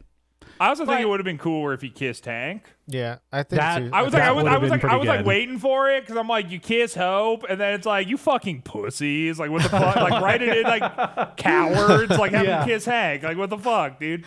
Yeah, no, they that's have true. That's what I would have done. And then the headlines are 100%. Marvel puts the first gay Marvel characters into the MCU. Yeah, it's like gay and like trans at the same time, and and it's like a fun. Well, I'm just saying, dude, that would have like blown up the fucking like social media space. Can you goddamn, dude? But I guess that's probably the kind of blow up that's the exact opposite of what Disney tries to accomplish with their marketing. That's true. So, actually, to be fair, just imagine Paul Rudd. Yeah, it's Michael like, hey, Douglas. you still gotta. You still gotta like fucking show these movies in China. You know what I'm saying? Yeah, well, they that's try at true. least. Never a lot mind. of them don't end up making X it out there. my idea. Yeah. If it says anything to you about what the next Guardians movie is going to be, it just got cleared for China. So, Woo! good luck. God, Another can't wait to see generic. it. Wait, are there any of these movies that have not been cleared for China? Yeah, I'm pretty sure. I'd have to go back and look, but I know I've heard articles of Disney / other movies not making them in. I don't know if Marvel specifically. I'd have to look. There's like but no definitely, way, dude. I bet all the Marvel movies have to come Yeah, to I China. think they have I don't to, know. Like, They as just a like cut requirement. it out. Yeah, and it's like they just have to add in a scene where they're just like, America's not that great, and Tibet isn't like free or whatever, and then they're like, okay, let's go. Well, now that the FBI is onto them, they know that Scott isn't home, or that's what they think. So Scott tells them that he has to leave, and that, hey, the FBI is coming, and so is Ghost. So you might want to get out of here as soon as possible. But we're also getting a countdown, which is telling us they only have 2 hours to get to Janet. It's a bit of a longer countdown, but it's not the only one we're going to get in this movie. And it also comes into play later. And also, by the way, pause. Of course. Can we get some air horns, please? Of course. Hey, what's up, everybody? Welcome back to another exciting corner of Allison's Thoughts. Oh, this was the point of the movie. We're back. Where I leaned over to my wife, Allison, and I said, what are your thoughts? And this is what she had to say. I will say, this just isn't my genre of movie, really. However, it's okay. I liked the twist with the hopping in and out of being small and normal size during the fighting, and it was kind of funny when he was in the school and had to be tiny, like a kid. Got to think of a conclusion here. I think the one guy who got the truth serum is a funny character, but I also thought that in the first movie. Wow. Thank you so Me much, too, Allison. Allison. What Thanks, great Allison. thoughts. Yep. Yeah. Appreciate I think you. we can all agree with Allison. Yeah, absolutely. I think, Wow. Allison could be like the unifying, Yeah. force, the driver, yeah? Yeah, so Scott gets out. The FBI shows up at his home. But right before that, the cop husband's back again. All right. Woo! We're seeing him again. Thank goodness. And he keeps explaining to his ex-wife that they can do this. The FBI can do it. And then they try to go up the stairs. Wu gets stopped by Cassie, who says that Scott is very sick. He's vomiting. And how bad is it? It's very, very bad. And Scott, just in the nick of time, comes right out of that bathroom. And there he is. He has avoided being caught once again. Ooh, thank God. And this is now the time when you would think they're like, what is it now, 2 days or 1 day left of his house arrest? It's like, why don't you just leave someone there for the next 24 hours? Yeah. It just, I don't know, just seems like a weird plot hole to me, based on how much they're trying to keep an eye on Scott. Like, they're really, anytime they get one notification that something goes wrong, they raid his entire house. So you would think they'd treat it a bit more seriously, right? I mean, Yeah, I think they just like fucking with him. yeah, maybe. I don't know. I mean, Wu clearly has a bit of a crush on Scott, it seems. He does, yeah. But so when we get back to Hank and Hope, they shrink the lab and then they're surrounded by the FBI.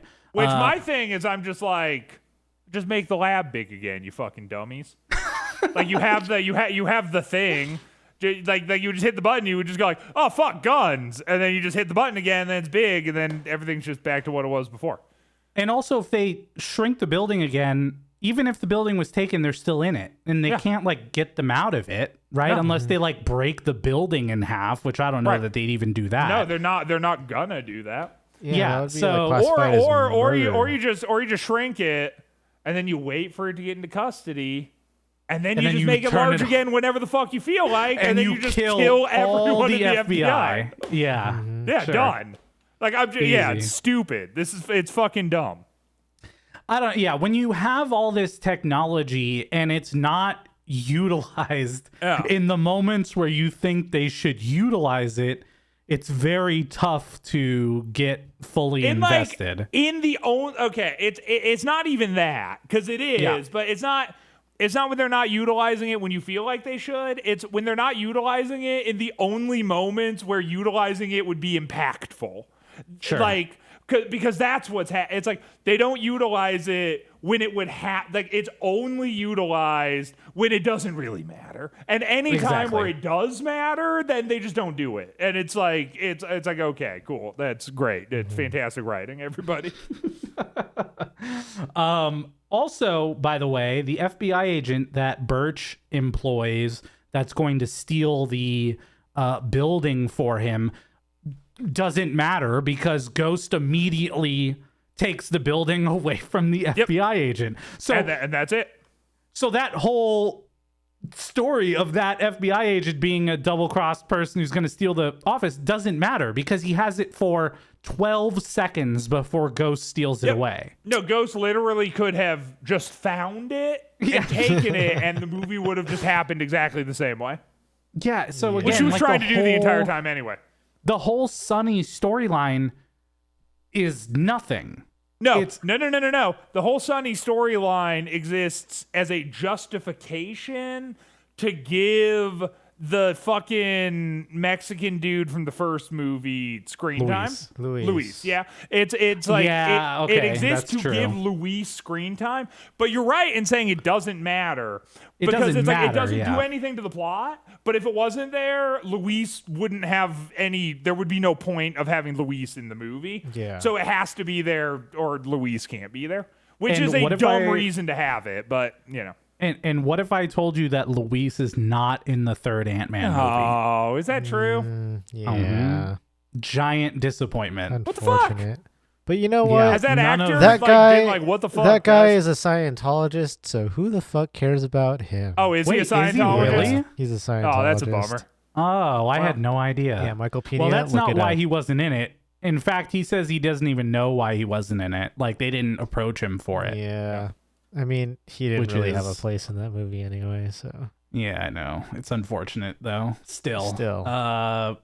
Yeah, because he does talk about later in this movie that it'd be really cool if he got a suit. I mean, it only, even with just minimal powers. Yeah, I know. Or like See, the thing is, no I thought powers. that was totally setting up Setting for something a up. thing in Quantum Mania. Yeah. Yeah, but- no. That would have It been is cool. not. And it I was a would've- noticeable absence. Yeah. Yeah. I would have been happy with that. Yeah, but instead we get, well, never mind. We won't Look, talk about it yet. Quantumania was fine. It was okay. Whatever. I enjoyed it, but I definitely don't think it was the greatest movie ever made. That's for sure. What do you think the greatest movie ever made is? Oh boy, Zoolander. Zoolander 2. That's Zoolander is fucking good. Zoolander's good. Zoolander is pretty good actually. The second one is terrible. No, and the that's second one's expected. awful. Yeah, honestly, I don't know. I couldn't even tell you. If I had a bunch of top movies, then it would be full of Jim Carrey movies. I really love Jim Carrey comedy movies. I really enjoyed those when I was younger, and they really stuck with me for a while. Endgame is up there, which is why I'm really excited to watch that again. Yeah, Endgame's up there. Yeah, Endgame is up there, and probably my top 10 movies of all time.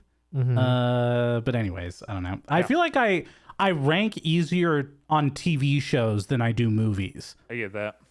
And maybe just because they're longer and more impactful, I guess. As soon as I think about TV shows, I can immediately go Breaking Bad, Better Call Saul, The Office. Right. Yeah, come on. Anyways, what? Out of curiosity, do you know what is your favorite movie of all time? What my favorite movie of all time is, I don't think I really have one. I know it's like a cop-out answer after I ask you, but it's like, I mean, it kind of like depends. It's like, because if it's like foreign horror, it's probably like Ju-on 2, which is like, the sequel to the original Grudge is probably like my favorite. But then it's like, if you're talking about like Western horror, I actually, dude, I saw this like movie like not that long ago. It's called like the fucking like The Wicked and the Damned, and it was just like so fucking good. It's like up there for me. But then it's like, as far as like comedy goes, it's like that's going to be different than what. Yeah. So it's like it's hard to say. Yeah, I agree. John, do you have a favorite movie of all time? I already told you it's Zoolander. That's the answer really? I gave my visual effects professor because I couldn't think of anything else. Wow. Okay. Well, what is this? Dude, no, you know what my favorite movie of all ants? time is? It's the bonus episode at the end of Cape Shit where we all sit down and I make you watch The Thing. We're all going to watch the motherfucking Thing. Dude, The Thing is so good. It really is good. I'm actually so excited to make you watch that movie. That's like, I just I'll mention one last thing, then we can move on here. But you know what movie is really popular, but I think is really terrible? I think maybe we talked about it once. The Princess Bride. That Princess movie Bride is good. Sucked. That was not a good movie at all. No, it was good. I'm sorry, but like, no, it was good. It wasn't good. See, we have this is a classic Cape Shit split because we have a good, we have a bad, and we have a Christian has never seen it. I've never seen it. So I have no opinion. Everybody talks about. I've heard many people say it's their favorite movie ever. I'm baffled. Okay. I watched that movie and there's like a reveal where someone is someone you didn't expect who they would be. I'm just like, of course it's that. Okay, like, can I be it's that person? Can I be honest with you? Christian has And never heard of this movie before in his life. Never. Well, I mean, I know I'm aware of like because it's like my name is something Inigo Montoya or Montoya, whatever. blah, blah, Yeah, blah, like yeah, so I'm aware. But a movie that I have that, and this isn't the podcast, by the way, and also this is going to upset a lot of people as soon as Here we you go. already upset a lot of people. I'm going to upset a lot of people. You know what I really felt that way about? Movie I heard nothing but praise about. Like everyone's just all on this shit. They're like, "Oh, dude, you gotta fucking watch The Big Lebowski." Dude, I've never seen that movie. I've not seen it either. Okay, Isn't that funny? yeah, it's not like I watched it and I was just like, it's not fucking that fucking good. Like, I mean, yeah, people it's do fine. treat that movie as if it's like People treat that movie like it's like royalty. the greatest thing, and it's like it's Wait, okay. In the same vein, what do you think about Clerks? I've never don't seen like it. Yeah, don't okay, like Clerks. okay, cool. Me too. Didn't not that into Clerks really. What I if don't I like told like you- comedies though. I think that's Well, like my that's thing. not surprising.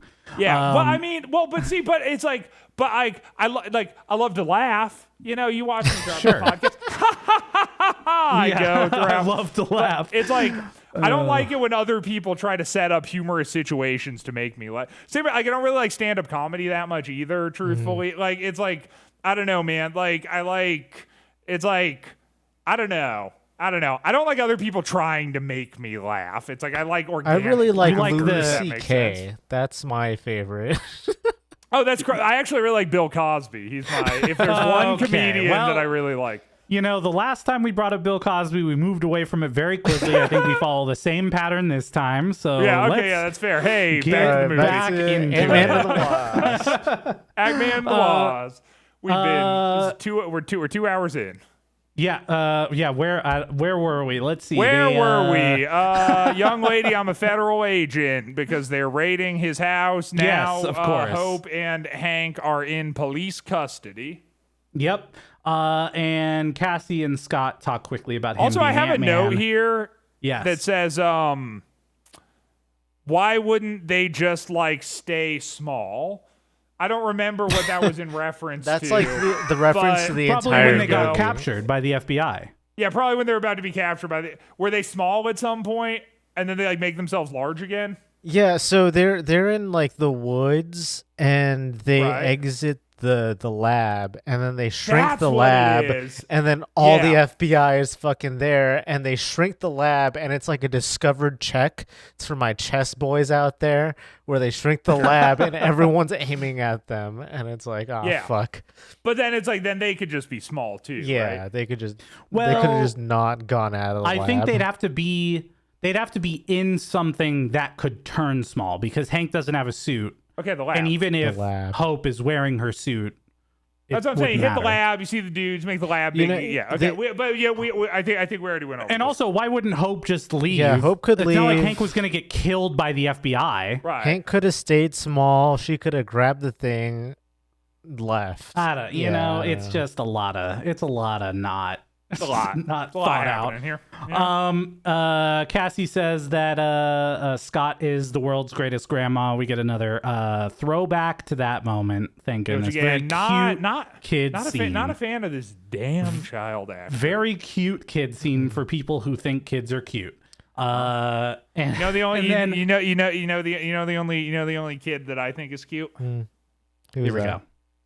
It's that dang Stewie Griffin from that show Family Oh, Guy. boy. Just I don't Oh, know if you've boy. ever seen it, but Let's just end some the of his podcast right antics. here. Jesus. Yeah, so Hope and Hank are trying to escape from the FBI. They're going to blow out a wall, and right before they do it, wouldn't you know, there's Scott. He decided he's going to break out of his house again to go help them out and uses the but ants also to cover again, the then security it's the camera. same. Yeah, he's like dropping shit on the table and it's like growing instantly, but it's like how? The same way that the ants grew instantly when they were out of the Altoid Right, so tin. no fucking reason whatsoever. Nebulously. So it's just like it's just a thing they can do now that they never talked Yeah, about. it's just And there were no ants on the table that we Nope. could see when that happened. Like it was all very it's nebulous. a little something you guys don't know about. You got to you got to dig a little bit deeper into the MCU lore. Okay. It's called residual All right. quantum energy. All right, yeah, cool. Yeah? You guys wouldn't know about it. It's okay. Okay, sure. Wow. Yeah. Well, you're just No, a that's genius, pretty cool, I think. dude. Yeah. I actually really Um, like this movie now that John explained it Yeah, like that. that's true. I wish I could have explained it Yeah, that well. that sounds badass, dude. Yeah. They are going to come up with a plan to try to get into the tunnel. And so Paul Rudd Scott says that they should make a list of things that they can do to get into this building, get into the quantum tunnel, and save Janet from the quantum realm after 30 years. Who? Okay. Luis rolls up with a very present day joke, saying, "What's up?" What's Come on, like up? that commercial. What's up? No, didn't do it Yeah. for you. Also, like they have the thing where they're like trying to like leave the station. I thought this was funny. And then they're like, "Oh, but how are we going to find the lab?" And he's like, "It's okay. I installed a new kind of tracker in it." And then Yeah. there's like ants making like an air, but it's like, why did that have to be the tracker? It's like you were in the lab. You had like all your gear there. You have all the time to do like all, you could have just put like, I'm sure that there's like a simple GPS stuff, but It it's like, didn't make any sense. Like, does Yeah. each ant have some type of electrical device Right. on That's them what- that that's helps what- them that's what it's sense? like- Pheromones in it. right. He's just like, I put a new, but if he put pheromones in it, why do they instinctively know to make like the crazy turn They're into an sardine arrow, ants. you know? You don't. Yeah. Yeah. It's another one of those That- things oh, you it's- got to dig into it the was a MCU weird lore. Right. choice. It's like deep cut Yeah. MCU lore. Yeah, that was a very weird choice. I didn't really understand what the point of that was. It's dumb. It's like Yeah. that was just fucking stupid. Yeah. It would have been better. Here again, genius me. Would have been better if he's like, I installed a new type of tracker device, and he pulls out like a flip phone that has low jack on it that he got from Luis that Yeah. he mentioned That, earlier. you know in the what? That movie. would have been cool. Yeah. That actually would have been tight, Whoa. dude. Yeah, 100%. Come on. Come I mean, on, Kevin man. Feige, what are you doing Yeah. out there, man? Damn, dude. Let me into God this damn, thing. dude. Nah, fucking Indy with the heaters, dude. Dan with the heaters, bro. That's two. That's like you got That's two where I'm like, God damn, you know what? That would have been way better, man. Right? I mean, they set it up that way. At the Yeah. start of the movie, when they first meet Louise, he's like, do you have a tracking device for your Yeah, building? they did I set have it great up. new Yeah, LoJack that's products. true. Like, Yeah, what the fuck? I'm mad now. That is what should have happened. yeah, I thought, and I didn't remember the ants flying through the air like that. So I thought that was going to be the payoff for a moment until that happened. I was like, oh yeah, that's right. Right. That's what happens. And then this is where Luis mentions he would like a suit, which never pays off in the future. And Luis gets ghosted for the next movie. See what I did there? Ghosted for Quantum Mania. Ghost. Like the character from this movie. Wow. Ghost. What? And he gets ghosted for the next movie. I don't get it. Could you explain that to me? Okay, so great. Ghost realizes that they're there, and then Okay. hold on. The ants. Yeah. I don't know if you're going to talk about this or not, but when Ghost sees that they're there because the ants are pulling out the wires for the machine, and then she looks out the window and sees an ant trail going into the other building, it would have to be millions of ants for the trail to be that wide and that visible from where they were in that building. Like, am I just like looking into this too much? Because the thickness of the ants, the amount of ants that had to have been there to make a line from that building to the other building up the wall. I mean, there's not enough ants in San Francisco to do all of that at once. Am I crazy? No, you're not crazy. Here's what I was going to say, though, because this is maybe the first difference of opinion. I have an opposite reaction to this. I like when she sees the ants and she's like, it's them. Because I like the idea that it's just these like 3 fucking annoying guys that just have ants everywhere. And so it's like, and so she's like, fuck, oh god, they're here, because there's just like millions of ants suddenly. It's like crawling. the most annoying superpower. It's just They're just crawling all over everything. Yeah, dude. You know, it's funny because that reminds me of I know everyone's favorite comedian, Dane Cook. Sure. Yeah, the Twitch he streamer did a bit Dane Cook. when he was relevant. He did a bit about superheroes where he would love to have a really annoying superpower, like shooting spaghetti out of his fingertips. Sure. Right, because nobody wants to get spaghetti on them. That's what I imagine in this moment, where it's like, fucking ants are everywhere. This is really annoying. That's what I'm saying. That's why I really like that line where she's like, "It's them," because it's a fun. And she's just like, "Fuck," like, but it's not supposed to be, and that's the funniest part. Yeah. It's supposed to be like menacing, but the way you're reading into it is like an annoyance. Yeah, it's exactly. It's like, oh, gross. Yeah, that's pretty good. Yeah. By the way, I think in the last movie too, you mentioned why doesn't Michael Douglas ever suit up in the Ant-Man suit himself? Well, hey, he suits up now because he's going to be the one going into the quantum realm. Right, that's true. And guess what? We have another countdown. We got exactly 15 minutes. It's not 17 minutes or 23 minutes left. No, exactly 15 minutes. It's not from 14 when he minutes and needs to get 53 seconds. No, it was perfect. Not. We have no idea how they were able to time it so well.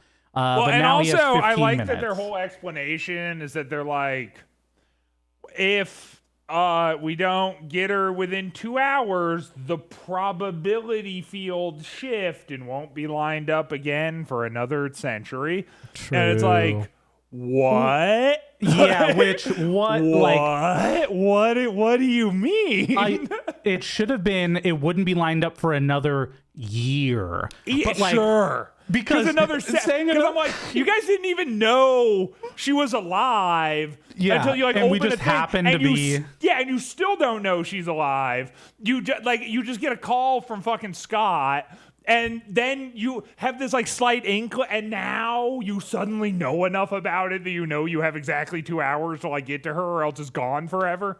It's just dumb. It's like every single plot device in this movie is fucking dumb. Like it's all dumb. Normally I have always called you out on the coincidental timing moments in movies. Sure. But this one was so egregious. Oh, yeah, because it's it's been 30 years since she went into the quantum realm, and it just happens to be in this movie, in this moment, that they opened the realm in the moment to find out from Janet that this was the only time in a century that they could have done it to get the message to Scott to get him out.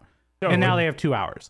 So, like, normally coincidental, like, timing of, like, Spider-Man seeing the explosion when he's outside the party, like, that's okay, whatever. That's I can go with that. But this was so egregious. And again, one little tweak to the story. Instead of saying a century, a year. Just say, right? or you can even just be like, we don't know, or like, we don't know. Yeah, we don't exactly. know. Like everything's like lined up right now. You know, the signal's getting weaker. We don't know when we'll have this chance again. Yeah, that's fine. Yeah, but like a century, that is a very specific amount of time. It's like a thing I was thinking, it's like 100 years doesn't mean anything to nature. Like 100 years is like a man-made invention. Yeah. You know what I mean? It's like 98 years. So it's like, but then this specific thing, it's exactly 100 years, you know? It's and like, that's after we find out too that the quantum realm time works differently than time on Earth. Right. So it's like, how is it exactly a century out? And how do you know, like, but even though time works different, she's like aged up the exact amount of time that she's been in there. Like, yeah. Well, get ready because the quantum realm is going to get much more confusing soon. But you know, one thing that happens here in this moment is that Hank goes into the quantum realm, right? So finally he's gone. They shrink the building and take it away. That is true. Yes. Hank goes into the quantum realm. That is true. That's a thing that happens. They shrink the building and take it, and then Scott says to Ghost, "Haha, gotcha, misdirection taught in Close-Up Magic University." What, again, kind of would have been interesting was throughout this movie if they would have done more magic-themed kind of, like, heist-related things, like showing that he's spent a whole bunch of time during his lockup learning magic. This was like a very throwaway moment, but it was kind of an interesting way to shape the movie. It would have been interesting to shape each part of the movie as a different magic trick or magic style, you know? Like, yeah, I agree. Actually, I think that could have been cool too, because they put so much emphasis on it. I even wrote it in my notes where I'm like, there's going to be a payoff for this because they emphasize it so much at the beginning. Yeah, where he's like, whoosh, whoosh, whoosh, you know, and they're like, how'd you do that? How'd you do that? He's like, Magic University. And like, but seriously, how did you do? And then it's like, there is a payoff, but the payoff is just this moment, which isn't a payoff. So it's like, it's just weird. It's like, what? Like, okay, cool. Well, and you've watched WandaVision. Yes. And maybe what you remember or don't remember is that Wu, when he first shows up in that movie, when he first shows up outside of the force field, and then one of the other characters walks up to him, he pulls out his business card using the sleight of hand. Oh, I don't remember that, but that's fun. Yeah, it's like a fun little payoff moment there for that. But it's like, again, the magic, they actually like continue the notion that Wu learns magic from Scott in this movie, which is they refuse to make their fun, payoffs like actual payoffs. Yeah, exactly. Now we get a giant chase scene, like a really long chase scene, right? Yeah, and really, if you thought that the shrinking and growing mechanics were a fucking mess up till this point, just get ready because the whole fucking thing does not make any sense. Yeah, also the Fast and the Furious drifting of the van at the very start there when Sonny shows up, I was like, wait a minute, I don't think that van could do that. No. I could be wrong, but that was pretty aggressively not a thing that van my favorite could part do. From this chase scene was the part where Sonny is like, bikes, get after them or something, and then for some reason they have a bunch of people on bikes. I love that. Bikes, get after them. Yeah, dude. Yeah. No, can I also say, because I have a lot to say about this, but I'm just looking at my shit, and there's one thing I wanted to bring up before we get into this. Of course. The fucking deflation of Lawrence Fishburne, like right before this happens, where basically he like shows up in Hank's lab, and like before Hank goes into the thing, and he's just like, hey, Hank, I just wanted to help her. Sorry, bro. And Hank's like, I'm going to get Janet. And he's like, okay, I guess I'll leave now. And then that's just like the resolution of that character. Yep. It's like there's nothing there. It's like he's just like, I really, at the end of the day, I just kind of wanted to help Ghost. And Hank's like, fuck you. And he's like, okay, that's okay. No, that, you know what? Fair. That's fair. And then he just leaves. Yeah. It's just fucking stupid. Anyway, chase scene. Let's go.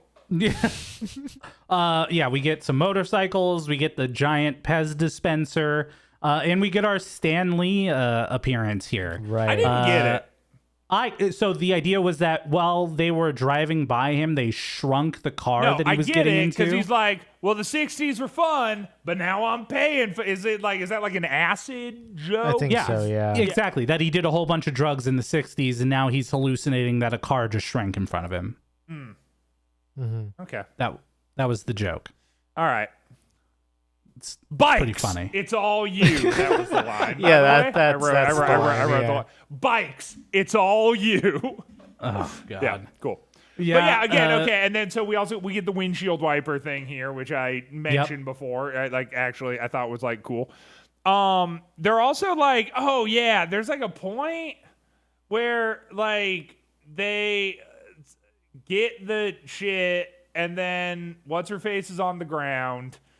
The Wasp girl, and they're like, go, because they like have successfully stolen.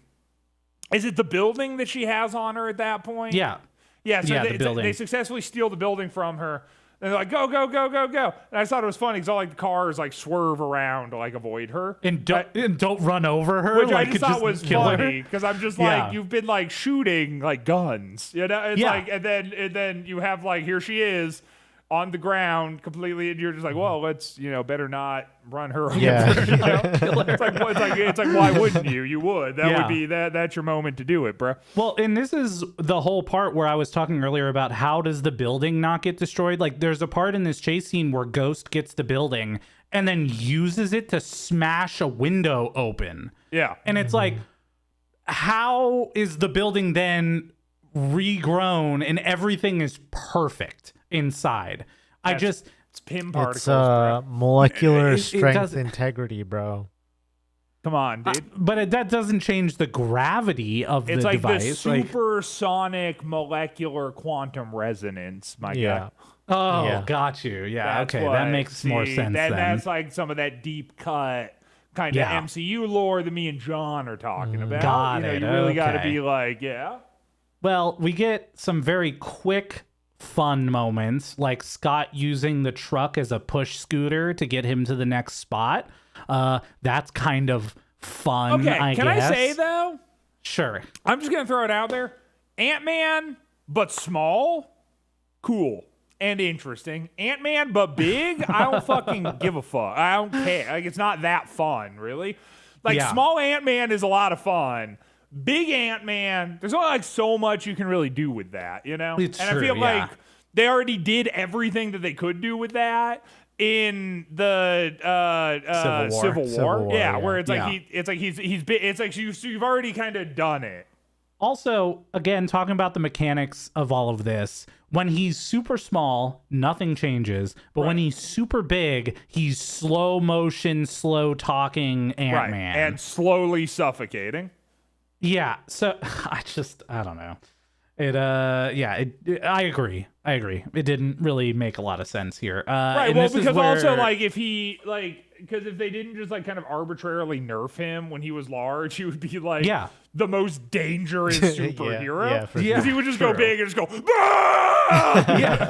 Like, everyone would just die. Like, imagine, dude, it's just fun. He's like a champion at button mashing, but he like button mashes people.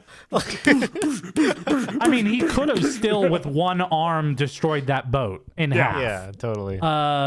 But he didn't. Also, Tim Heidecker, I was like, what the fuck? What are you doing here, man? Was that the guy on the dude with the microphone on the boat? Yeah, that's so crazy. He did Tim and Eric Awesome Show. Great job. I thought he looked Tom familiar. Goes to the Mayor.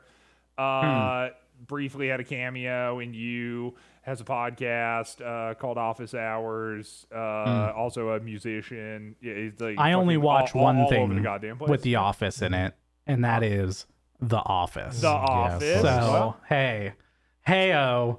What's he gonna do? Yeah, so in between all of this, Hank makes it to the coordinates in the quantum realm. They actually pretty consistently show what the quantum realm is going to look like from now and through the future. So it's kind of cool that this is where it's all set up. The quantum realm, I really like the overall design of it. I thought it was cool looking, and the CGI I thought was pretty good. It didn't, look too corny or poorly done. So cool. I mean, I guess they didn't really spend a lot of money on the CGI throughout the rest of this movie for a lot of things, except for the de-aging. So I guess they had to put it all somewhere, and it was to make the quantum realm look cool. Now that they have the building, they don't have the remote, so Luis gets to pick a new car out of the Hot Wheels case, which, again, why did he have this specific car? It's not like they got the Hot Wheels and then made them bigger. They got real cars and made them smaller. Yeah, he just thought that car looks like a Hot Wheels, so I'm going to shrink that one down. Why would Michael Douglas and pick that keep car? that in my collection? He just would. He just did, dude. He was going through guess his middle-age crisis, and he just thought that car would fit. And it wasn't like a 70s Corvette or something, like, I don't know. I feel like that would have been more realistic than this Fast and the Furious my car. Other thing during this whole cut, and I felt like this throughout a lot of the movie too. Just talk about the car chase scene again for a moment, just before we talk. Why would you ever go big again? Like, they keep doing this thing where they're going small, and then they go large, and then they go small when they're driving away. Yeah, it's just go small, bro. Like, what the fuck? And just stay small. Yeah, stay small. Well, see, and then if they would have explained it as when they're smaller, they drive slower, that would have been interesting, but that doesn't happen. And they drive frankly, just as fast. if they were smaller and they drove slower, that wouldn't even matter anyway, because the other cars would just go over them, and you would just go whoop, down a storm drain, and you're free. Yep. Like, literally, like every time they go small, and then for a second, and then they go large again. And you have no reason to do that. Well, and they explain away the giant Ant-Man stuff by him losing his energy very quickly. Sure. But when you're small, apparently there's no change in energy, so you can just be small forever. Yeah. To your point, it doesn't make any sense. It doesn't make any sense. Cool. So now Ant-Man catches up to Birch, and Birch runs off to the San Francisco pier and gets onto a boat, and Ant-Man here is trying to get a new ant to fly out to the boat to be able to catch up to Birch, and all of his ants kept getting eaten over and over. I'm even going to go out on a limb and say that this is another example of them sort of doing a first movie thing, but that where it's because in the first movie I've read it was Anthony was the fucking it's I still remember that because it's the ant that's been with him the entire movie. And it's reference. It's so when it dies, it's goofy. It's not it's a tear jerk moment, but it's impactful. Something happened. The ant that hit, and so now he's all the ants all have different names. They just keep getting eaten by seagulls. They're all very dispensable. It's the opposite of what made that funny in the first movie. You know what I mean? It's like they literally did the exact opposite, and it's just not as good. Yeah. They thought that the good part of that was the name and not the relationship. Right. Yeah. Exactly. Right? Yeah, because that's clearly what the difference was here, because then finally he gets his aunt. You're like, oh, great, this is now his aunt. It's Antonio Banderas. Right. Great. Yeah. And then he gets eaten. Right. And then that ant immediately gets eaten. And then he turns into giant Ant-Man. Right. But before I think they get to that moment here, Hank is looking for Janet. The signal is lost. All hope is lost. He's losing his mind. And then he appears in that house again where he's hallucinating before Janet appears and uses her new quantum powers to fix his mind. Which is so stupid, by the way. I still don't get it. So, it's okay, so the quantum powers fix his mind are fucking dumb because like wouldn't she have gone insane there? But it's like so she eventually finds the way to like cure herself of her own madness from spending 30 years, whatever the fuck. I can live with that. I can't. It's dumb, but we will live with it for the sake of getting this podcast over with someday. But legit, dude, when she appears before him and takes off her mask. Allison and I both burst out laughing, like because it's like she has like a full face of makeup and it's just like haircut and just like she's just been wandering around in the quantum realm for 30 fucking years, which I know what you're gonna say is that time works differently there, but it doesn't work differently. I'm not. Okay, what I'm gonna say is that they're actually going to, in Quantumania, explain that she wasn't wandering around aimlessly for 30 years, that actually there's an entire society in the quantum realm of people and aliens and things that live in the quantum world that she then integrated herself into as a society and actually lived a normal life for that entire time. Actually, there's an Easter egg where as they leave, there's a city in the background as they like depart the quantum realm. Yeah, so and they're all makeup doers. Yeah, it's all very they love drag, weird and Gotcha. Yeah. But anyways, yes, they do make it seem to the effect that she's just been wandering aimlessly for 30 years. But yeah, she's just like in perfect condition, and it wasn't well explained. Why is the room to like drain Janet's life force just like next to the fucking portal in Prim's lab? Because they can shrink the chamber. Remember when they left the ghost house the first time? Bill shrinks the chamber, brings it with them, and then brings it into the lab. But it's like, do they have to like hook it into the portal, or it's like It is hooked up. Yeah. Is it? Okay. Yeah. All right. Because when she starts to take the energy from the quantum realm, which is going to happen here, as Hank and Janet are coming back, when Ant-Man and the Wasp show up, Ant-Man immediately goes for the chamber and starts pulling out the wires from the chamber. Got it. Right? To like stop the it's weird whatever that they have is happening. For that. Yeah.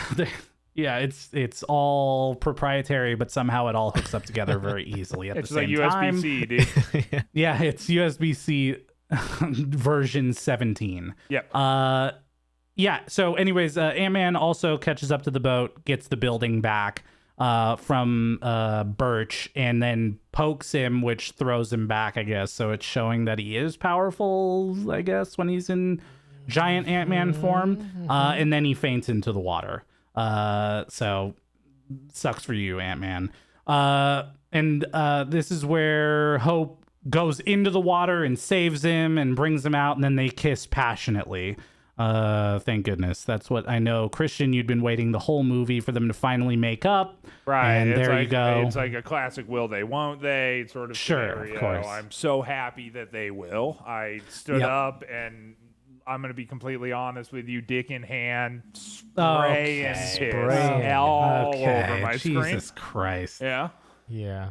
I pogged. This is why we can't watch Marvel movies with you. Yeah. So Bill shows back up and tries to stop Ava from hurting people, and then boom, Hank and Janet make it out of the quantum realm. Wow. Everyone's okay. You kind of get a notion for a minute that they're going to like kill off Janet. No, like it almost seems like at least like I that did. Maybe. I mean, that's what I kind of got was like when they're in the ship and she's like, don't worry, we have a bunch of time to do this. And normally when characters start referring to how much time they're going to have to do things in the future, generally that's a key of like, oh, maybe they're not going to survive this moment. But that was not the case here. So all that dialogue just felt a bit misplaced in my opinion. I get you. Anyways, Janet now she has fucking ET extraterrestrial powers. She ETs her, and then it's fixed. Would it be surprising to know that this is never referenced again? That would actually that kind of would surprise me, considering how fucking dumb this was. I would really hope that they would be like, "Hey, she can, here's like a little explanation to make this dumb shit worth it." But I believe you that it's never referenced again. Yeah, I mean, and again, to your point, if they would have even had one sentence, which is I feel like I'm still linked to the quantum realm because I just left it, and I have this last residual quantum entanglement that I can use. I'll heal you with the last of my quantum power. But instead they just also, she's never seen this bitch before, and she fucking pops out of a portal, and she's just like, I can feel your pain, and then just like, it's like what the fuck? What is this? What is this movie? What's happening? Why am I watching this? What's going on? Yep. Jesus fucking Christ, dude. Virgin team are captured by Kurt and Luis, and they're given the truth serum for when the cops show up, which is when they realize it is actually a truth serum. There's the payoff. We've all been waiting for it. And then Wu realizes that he's got to go after Ant-Man because he's now on the news in Ant-Man armor. Obviously, you don't see his face, but we assume that it's Scott, which he gives up very quickly on the notion that Scott was out in public, by the way. Which I didn't actually understand that, because if he was being recorded and Scott also talks to the people at the pier. There's nothing to understand. You didn't miss anything. That was just fucking stupid. Like at the end when it's just like, when he's just like, haha, caught you in a loophole, fellas. It's like, that's fucking not what would happen. Like, they'd kill you. Yeah. Like, they'd show up to your house with a gun and shoot you, dude. Like, fucking, like, it's like, you know, it's like none of this made any sense. Like, you did not just get out of this on a technicality, especially considering that they, like, make it a point to show like extended scenes of people like with their smartphones, like filming everything. Yeah, that's what I was like. Which was enough to like, you know, create like spark like a fucking 15-minute thing for us, like when it happened in Black Panther. You know what I'm saying? So like, but I'm like, it happened here too. It's like they very obviously have Scott motherfucking parentheses Ant-Man Lang doing shit in the harbor, but then it's like, Wu shows up to his house and it's just kind of like, you got us on a technicality, you son of a bitch. Anyway, enjoy your freedom. You know, it's like it's a dumb way to end the movie. Yeah, it doesn't make any sense. And then he also like doubles down on it and he says, 2 years are up. What's it like out there?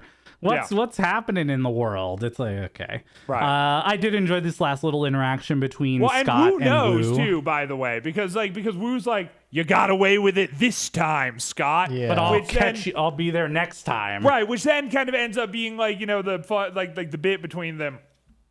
But don't let the bit distract you from the fact that what he's saying is that he knows it was him. Yeah. And I'm like, well, you're like the FBI. If you know it was him, do something, you cuck. Yeah. What the fuck is wrong with you? You know? Like, Jesus fucking Christ, dude. Everyone in this movie. Yeah, it doesn't make any sense. I did like this little moment with Wu and Scott, though, at the end, where they're kind of bantering against each other here. But that's, you know, I'm trying to find anything. Sure. Now we get kind of the ending montage here of the movie. Also annoyed me, the ending montage, because it's like the action figures, and that's cool. So it's like, so they understand what cool is, apparently. Because they make like a whole cool ending montage where it's like visually like, it's like, because action figures are like tiny. It's like these like action figures and these tiny. So it's like, so you understand the aesthetic apparently, but like the only time you use the fucking aesthetic that made the first movie so memorable is in the fucking credits of the second movie where it doesn't matter. What the fuck is this? Yes. The fuck, so dude? No, fuck that. There's a point to be made. Jesus I wasn't Christ. at the credits yet, but yes, I agree that's it was an interesting, different theme at the end credits than it was for the rest of the movie. Yep. But with the montage I was referring to was they get the security contract. Hank and Janet get a house on the beach. Bro, I watched this last night. I forgot that happened. Yeah, I know. And then the last scene, obviously, is Scott, Hope, and Cassie watching a drive-in movie when it pulls back to reveal it's actually a bunch of shrunken cars in front of a laptop. Also, giant moth, gross. And the giant moth was pretty gross. But why did they do that? Why? I don't know. Why are they shrinking Cassie? That was like my thing. I'm like, oh shit, you're shrinking Cassie now? That seems pretty irresponsible for the world's greatest grandma. Dude. How did they unshrink themselves? because did they drive the car away into the street first and then grow again? Because if they grew right where they were, they would have destroyed the laptop and all the backyard and everything else. So I guess why are they I don't know. Anyways, Also, how'd they like turn it on to? You would have to like start the movie on the and laptop. then drive in from the They street. have a and then go to the Bluetooth street. remote for the laptop. Yeah, got it. Yeah, And they okay. shrunk the Yeah, Bluetooth remote. exactly. Yeah, sure, that makes sense. Okay, so that impassioned argument that I just gave as to why the credits suck, just pretend I said it right now. Yeah, and great. Totally agree with you. Wow, that was very well put about Yeah, the it's credits. again, my only point is that Yeah. it's like it's all the shit that made the first movie cool, Yeah, but like not used. But they know it looks cool because it's in the movie. Yeah. Like it's fucking stupid, dude. Yep. Well, this is it. We're done. Ant-Man and the Wasp. Now we've got two credit scenes here. First, the mid-credit scene. We are at a parking structure with the van, Luis's van, and now there's a quantum tunnel in the back of it. And they are going to use this quantum tunnel to go get healing particles from some nebulous reason, I guess, that we don't really know why. Because, by the way, there's no healing particles in the third Ant-Man movie, so this is also never referenced again. So that's why I also thought it was just for Ghost. But we get another countdown Yes, we where do. A 5, Ant-Man is in the 4, quantum realm, 3. and then nothing. Yeah. But you know what? I liked this because everyone was watching this movie waiting to find out how it was going to link to Infinity War.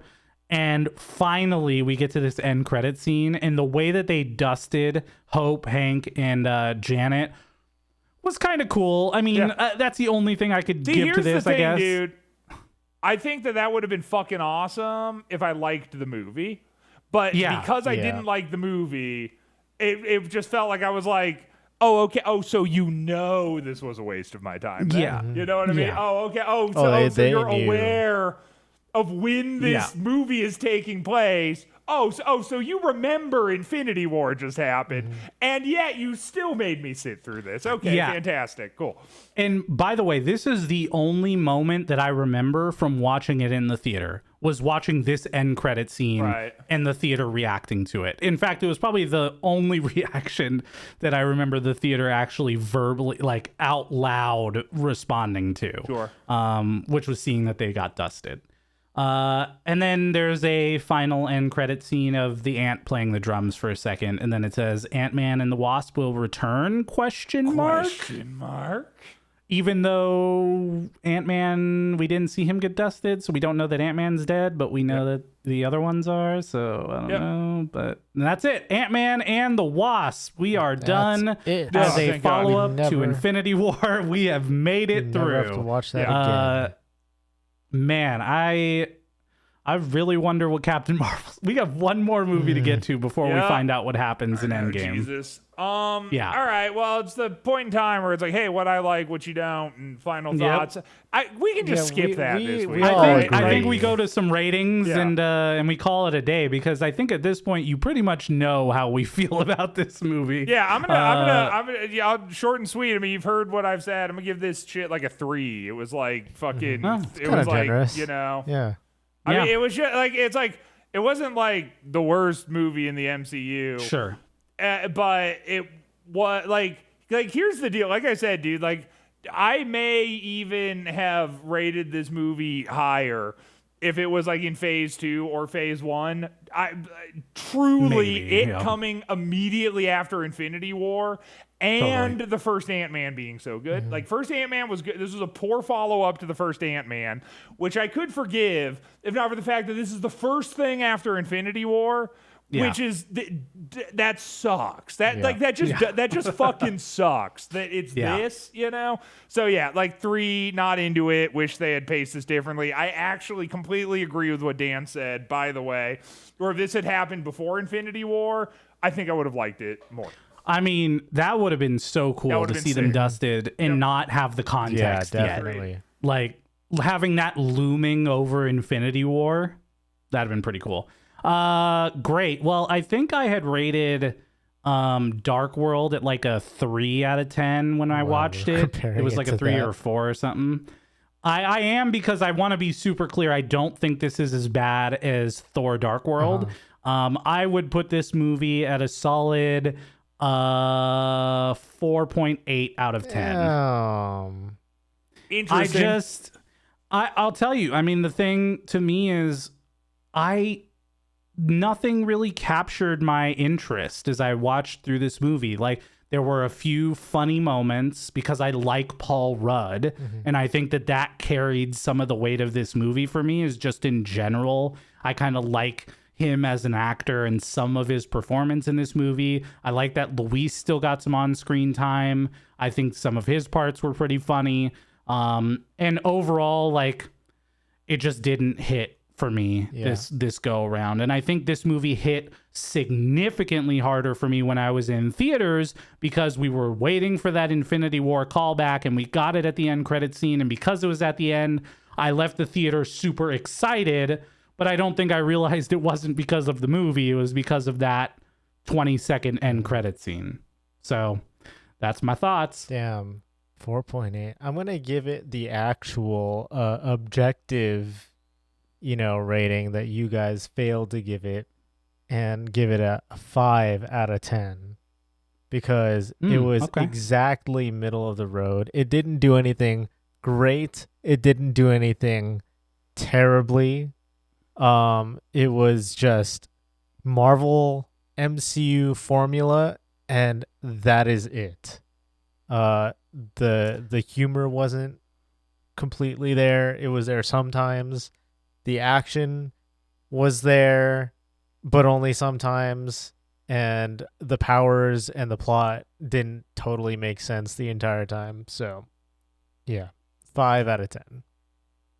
Yeah, and I'll say, but just by the way, like, to your point of it being the standard Marvel formula, I don't disagree, but I think the problem that I had with this movie is that a lot of the writing was lazy, not just in the formulaic way, but lazy in like the technical details of all of it as well. So it wasn't just a lazy story, it was lazy details in a lazy story that like added on top of it. You know what I mean? Like that's why I think I rated this one lower, because there were just so many things that didn't make sense, and they were so egregiously worse than Spider-Man happening to be in the area when the blast happens, right? It was like just significantly worse, some of the details in this movie that led to those coincidental Marvel moments, you know? Okay. So, all right, well, that's a podcast. Thanks. And Yes, it is. we'll be back next time with Captain Marvel. I know, dude. We only got 2 more, and then we're out, dude. Movies. That's it, Well, man. no, We 2 got more, and then a bonus ep. Yeah. Well, no, 2 more, A bonus episode. and then a recap.